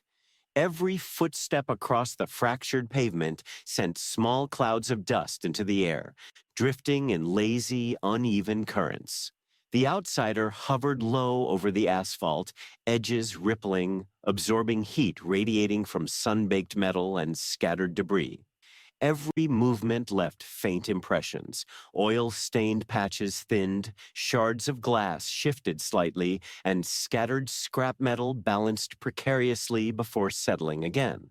Preston Garvey crouched behind a collapsed wall, musket leveled, eyes darting. Piper Wright perched atop a rusted tank turret, notebook open but pencil paused, breath shallow. Nick Valentine's lenses flicked constantly, analyzing heat signatures and movement, revolver at the ready.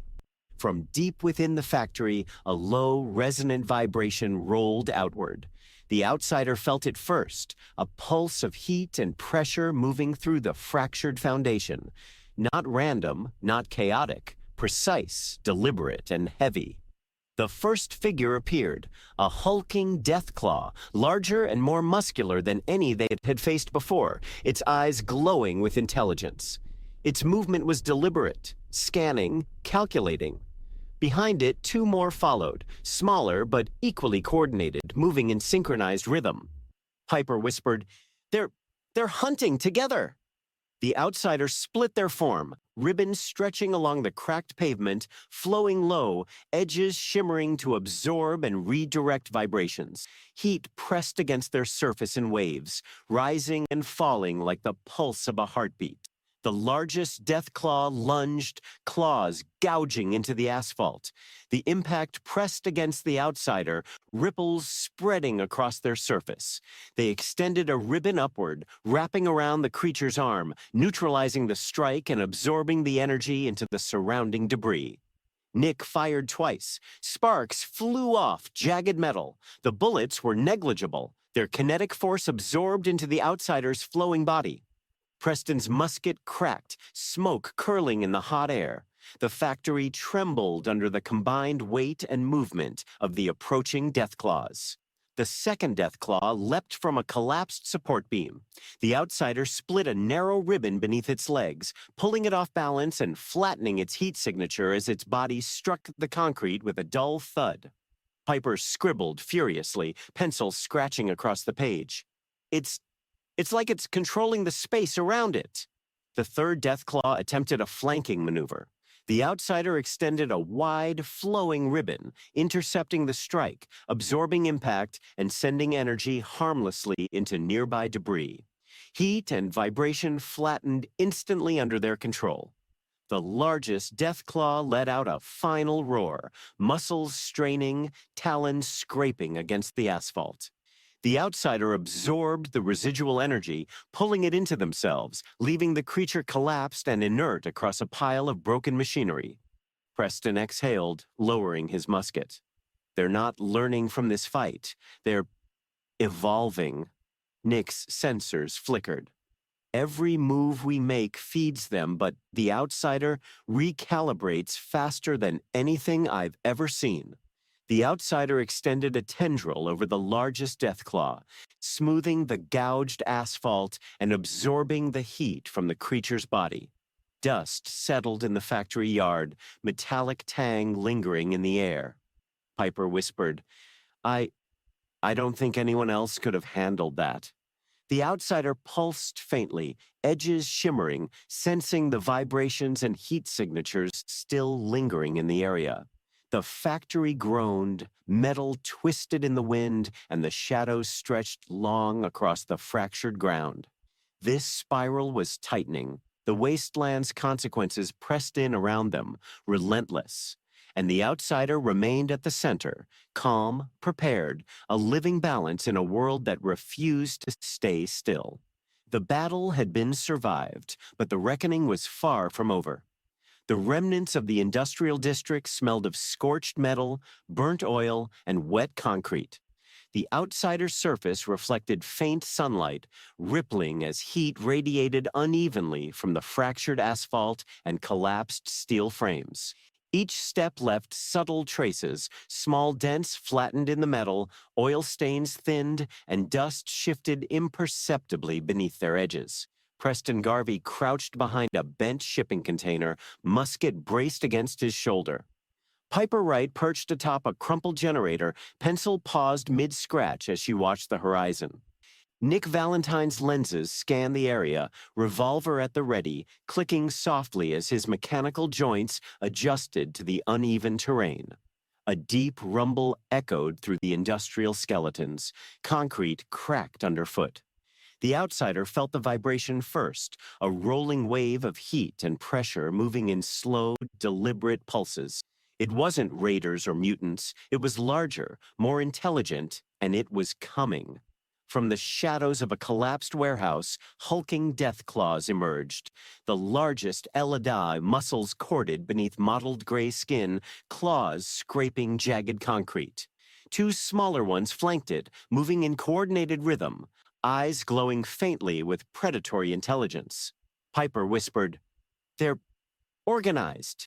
The outsiders split, ribbons of form spreading along the broken ground, edges rippling to absorb and redirect the vibrations. Heat pressed against their surface, waves of raw energy they could feel as pressure, almost tactile. The largest deathclaw lunged first, talons gouging deep furrows into the asphalt. The outsider's edges responded instantly, wrapping around the creature's limb, absorbing the strike, and channeling the energy harmlessly into the surrounding debris. Nick fired his revolver, sparks bouncing off metal and glass. Preston's musket cracked, smoke curling in the heat. The deathclaws roared in unison, dust and debris cascading like waves, but the outsider flowed around each attack, neutralizing it before it could strike. The second deathclaw darted toward a heap of steel beams. A narrow ribbon of the outsider slid beneath its legs, pulling it off balance. The creature hit the ground with a muted thud. Heat dissipated into the outsider's surface. Piper scribbled furiously. "It's like it's controlling everything around it." The third deathclaw attempted a flanking strike, claws scraping along twisted metal. The outsider extended a wide ribbon, intercepting the attack, absorbing the impact, and sending vibrations into the rubble, flattening the energy. The largest deathclaw roared again, muscles straining, talons tearing the concrete. Heat surged violently along the outsider's surface, but they absorbed it, spreading it into the fractured ground.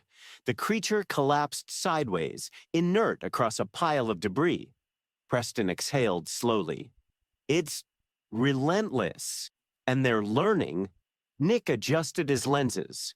"Every move we make teaches them, but the outsider adapts faster than anything I've seen."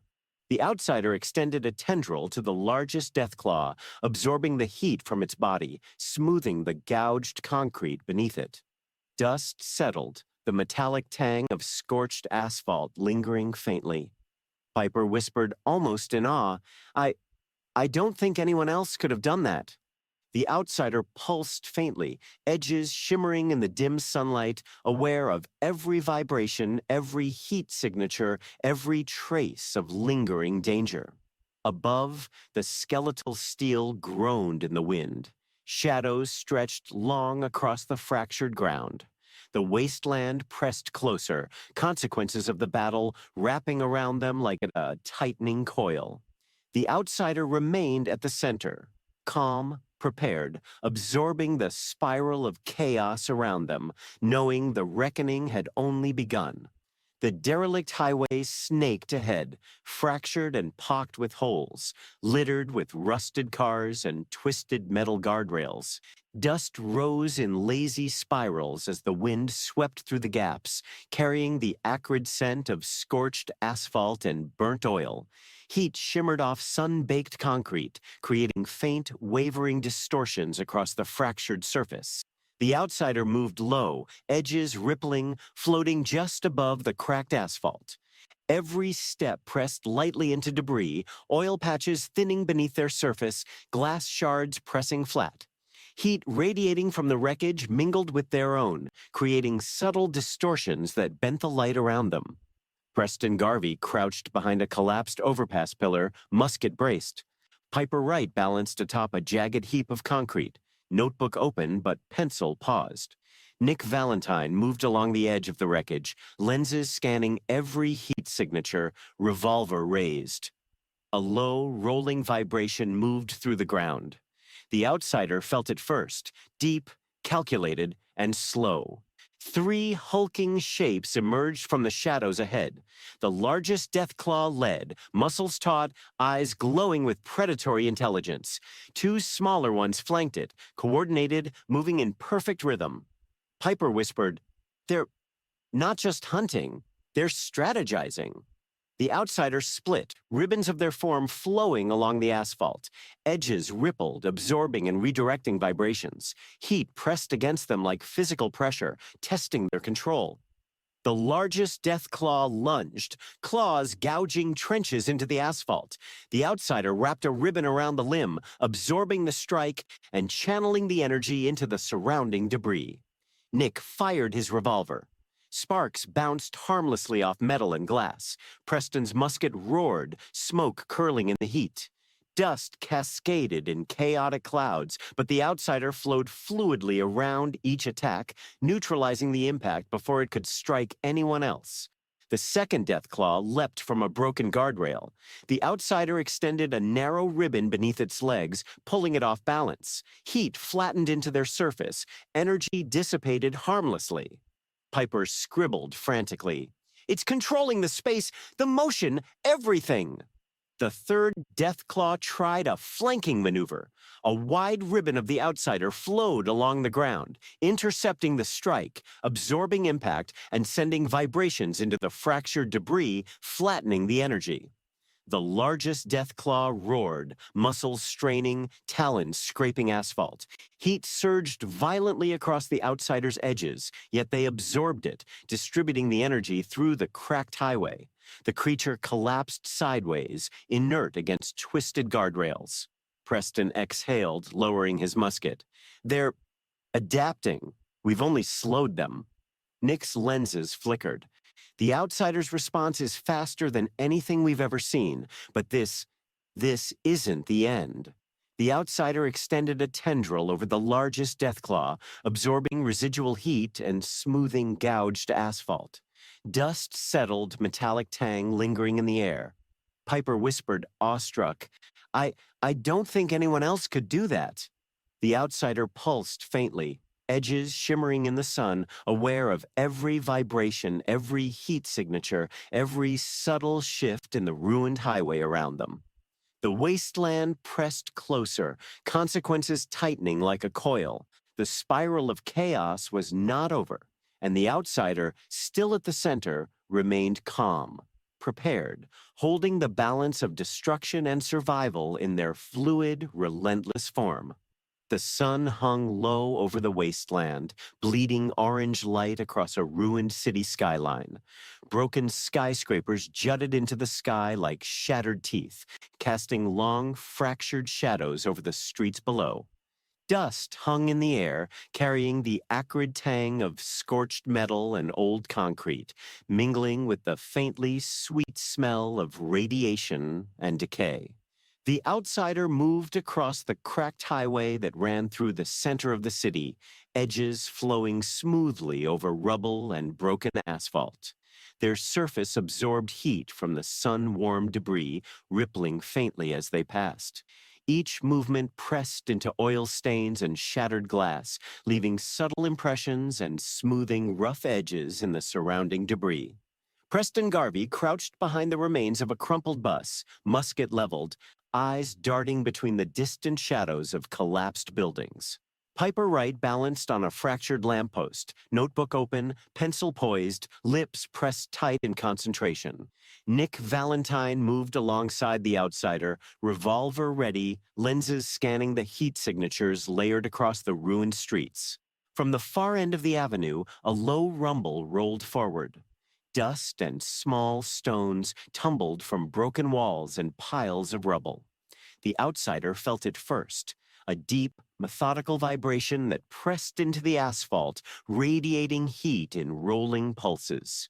From the shadows of a collapsed overpass emerged hulking shapes, a pack of deathclaws, larger and more coordinated than any seen before. The largest LED muscles corded beneath mottled gray-green skin, claws scraping jagged asphalt. Two smaller ones flanked it, moving in tight rhythm, eyes glowing with predatory intelligence. Piper whispered, They've coordinated this perfectly. The outsider split, ribbons of form flowing low across the cracked streets, edges shimmering. Heat and vibrations pressed against their surface in waves, felt as almost tactile pulses. They flowed fluidly, ready to intercept the incoming threat. The largest deathclaw lunged. Claws gouged deep trenches in the asphalt. The outsider wrapped a ribbon around its arm, absorbing the strike and redirecting the energy into the surrounding debris. Nick fired his revolver, sparks bouncing harmlessly off metal and glass. Preston's musket cracked, smoke curling in the heat. The deathclaws roared, dust cascading in chaotic clouds, but the outsider moved seamlessly between strikes, neutralizing each blow before it could reach the group. The second deathclaw darted toward a pile of twisted rebar. A narrow ribbon of the outsider slid beneath its legs, pulling it off balance and flattening its heat signature into nothingness. Piper scribbled frantically, pencil scratching the page. It's not just fighting, it's controlling the battlefield. The third deathclaw attempted a flanking strike. The outsider extended a wide ribbon, intercepting the motion, absorbing impact, and sending vibrations into the debris, flattening the energy harmlessly. The largest deathclaw roared again, muscles straining, claws scraping the asphalt. Heat surged violently along the outsider's surface. The creature collapsed sideways into a heap of broken concrete, inert. Preston exhaled, lowering his musket. We've slowed them, but they're learning faster than ever. Nick's lenses flickered, scanning the flattened heat signatures of the fallen deathclaws. The outsider adapts faster than anything I've ever seen, but this is only the beginning. The outsider extended a tendril to the largest deathclaw, absorbing residual heat and smoothing gouged asphalt. Dust settled in slow spirals, metallic tang lingering in the air. Piper whispered, awestruck, I don't think anyone else could do that. The outsider pulsed faintly, edges shimmering in the dim light. Every vibration, every heat signature, every subtle shift in the ruined city streets was absorbed and cataloged. Above, the skyline burned orange as the sun dipped lower. Shadows stretched, fractured, and folded across the streets. The wasteland pressed in like a tightening coil. The outsider remained at the center, calm, prepared, holding the balance of chaos and survival in their fluid, unrelenting form. The spiral of the wasteland's reckoning had begun, and they were the axis around which it turned. The crumbling bridge arched above the irradiated river like a skeletal limb, concrete cracked and steel girders twisted, groaning softly in the wind. The faint tang of rust mixed with scorched metal and ozone carried in uneven gusts that stirred dust and ash across the shattered roadway. Heat shimmered off the asphalt, distorting the edges of the ruined landscape. The outsider moved along the broken span, body low, edges rippling as they absorbed uneven heat radiating from the warped pavement. Each step pressed lightly into oil-stained patches, flattened glass shards, and scattered debris, leaving subtle impressions that smoothed the chaos beneath them. Preston Garvey crouched behind the remains of a collapsed guardrail, musket braced, eyes scanning the shadows beneath the bridge. Piper Wright perched atop a bent lamppost, notebook open, pencil poised, breath held tight. Nick Valentine moved along the outsider's side, revolver ready, lenses flicking between heat signatures, clicking softly as his sensors adjusted to the fractured terrain. A low, rolling vibration moved up through the bridge. The outsider felt it first, a deep, deliberate pulse, heavy, intelligent, pressing into the asphalt in slow, methodical waves. The air shimmered with heat as the source approached. From the shadows beneath the girders emerged a trio of hulking deathclaws, moving with precise coordination. The largest lead, muscles corded beneath mottled gray-green skin, claws scraping concrete with deliberate weight. Two smaller ones flanked it, eyes glowing faintly with predatory intelligence, moving in perfect synchronization. Piper whispered, "They've learned. They're strategizing together." The outsiders split, ribbons of form flowing low across the cracked roadway. Edges shimmered, absorbing vibrations and heat, spreading pressure harmlessly through the surrounding debris. The ground beneath them flattened slightly where their surface pressed, stabilizing fractured asphalt. The largest deathclaw lunged. Claws gouged deep trenches into the bridge. The outsider wrapped a ribbon around its arm, absorbing the impact and channeling the force into nearby rubble. Nick fired his revolver, sparks bouncing off steel and shattered glass. Preston's musket cracked, smoke curling in the heat. The deathclaws roared, dust and debris scattering across the bridge, but the outsider flowed seamlessly between each strike, neutralizing the assault before it could threaten the group. The second deathclaw leapt toward a twisted beam. A narrow ribbon of the outsider slid beneath its legs, pulling it off balance. The heat flattened into their surface, energy dissipated harmlessly. Piper scribbled frantically. "It's controlling everything. The motion, the space, the fight itself." The third deathclaw attempted a flanking maneuver, claws scraping concrete. The outsider extended a wide ribbon, intercepting the motion, absorbing the impact, and redirecting vibrations into surrounding rubble, flattening them. The largest deathclaw roared, muscles straining, talons scraping asphalt. Heat surged violently across the outsider's surface. The creature collapsed sideways into a heap of broken girders and concrete. Preston exhaled, lowering his musket. This is beyond anything I've seen. They're evolving." Nick's lenses flickered, analyzing the flattened heat signatures. The outsider adapts faster than anything alive, but these patterns, they're teaching the Wasteland how to fight back.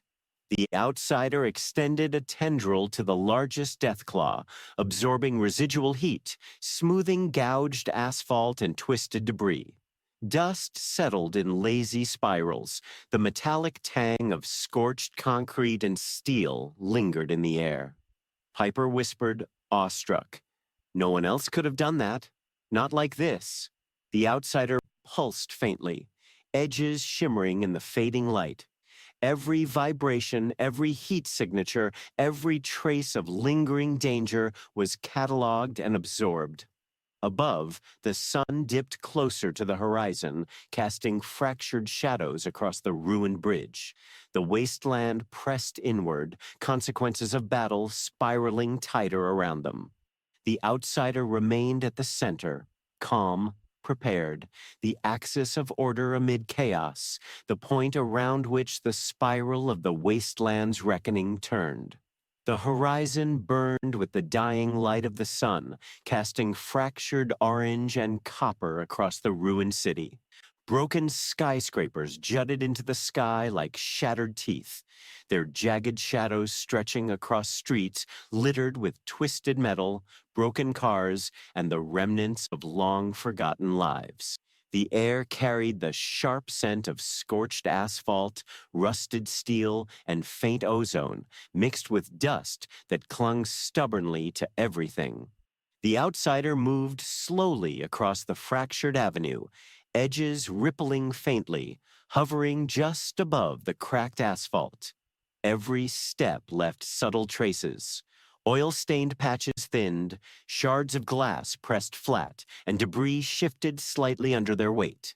Heat radiated unevenly from the wreckage, absorbed into the outsider's form, creating a subtle distortion that bent the fading sunlight around them. Preston Garvey crouched behind the remains of a toppled billboard, musket lowered but ready, eyes scanning the ruined skyline. Piper Wright perched atop a fractured car hood, notebook closed, pencil clutched tightly, her gaze fixed on the outsider. Nick Valentine moved beside them, lenses flicking across the area, revolver relaxed but alert, sensors quietly mapping the residual heat signatures of the wasteland. The city lay quiet, unusually so, but the tension lingered, a faint pulse in the asphalt beneath them. The outsider extended thin ribbons across the surrounding debris, absorbing the lingering heat of previous battles, smoothing fractured concrete, flattening the residual tremors of the deathclaws they had faced. Piper whispered, almost to herself, "It's like it's restoring the world around it, piece by piece." Preston exhaled slowly. "We made it. Survived, but I don't know if it'll ever be safe." Nick adjusted his lenses, scanning the horizon. The outsider isn't just surviving the wasteland, it's changing it, calibrating it, containing it. For now. The outsider pulsed faintly, edges shimmering in the dying sunlight. Heat signatures flattened, vibrations absorbed, chaos smoothed. The fractured streets became subtly ordered, ruins settling into quiet patterns, debris aligned almost imperceptibly. The wind stirred, carrying dust and metallic tang through the streets. Broken signs clinked softly, and the faint rustle of distant creatures moved through the skeletal city. The outsider remained centered, aware of every sensation, the tactile pressure of vibration, the scent of burned asphalt, the uneven heat of debris. Piper exhaled softly, notebook abandoned. I don't think anyone else could have done this, not like that." Preston nodded, glancing at the outsider. "It's something else, something beyond us." Nick's lenses flickered in agreement. A force shaping the wasteland, a balance in the chaos. The sun dipped fully below the horizon, leaving long, fractured shadows stretching across the streets. The outsider's edges shimmered faintly, pulses slowing, heat absorbed, vibrations calmed. The city was quiet now, the spiral of chaos held at bay, if only for a moment. In that quiet, the outsider hovered, a solitary axis in the scarred world, a living balance of destruction and preservation, calm amid the wasteland's endless reckoning. The new status quo had been established. The wasteland would endure, but so would they.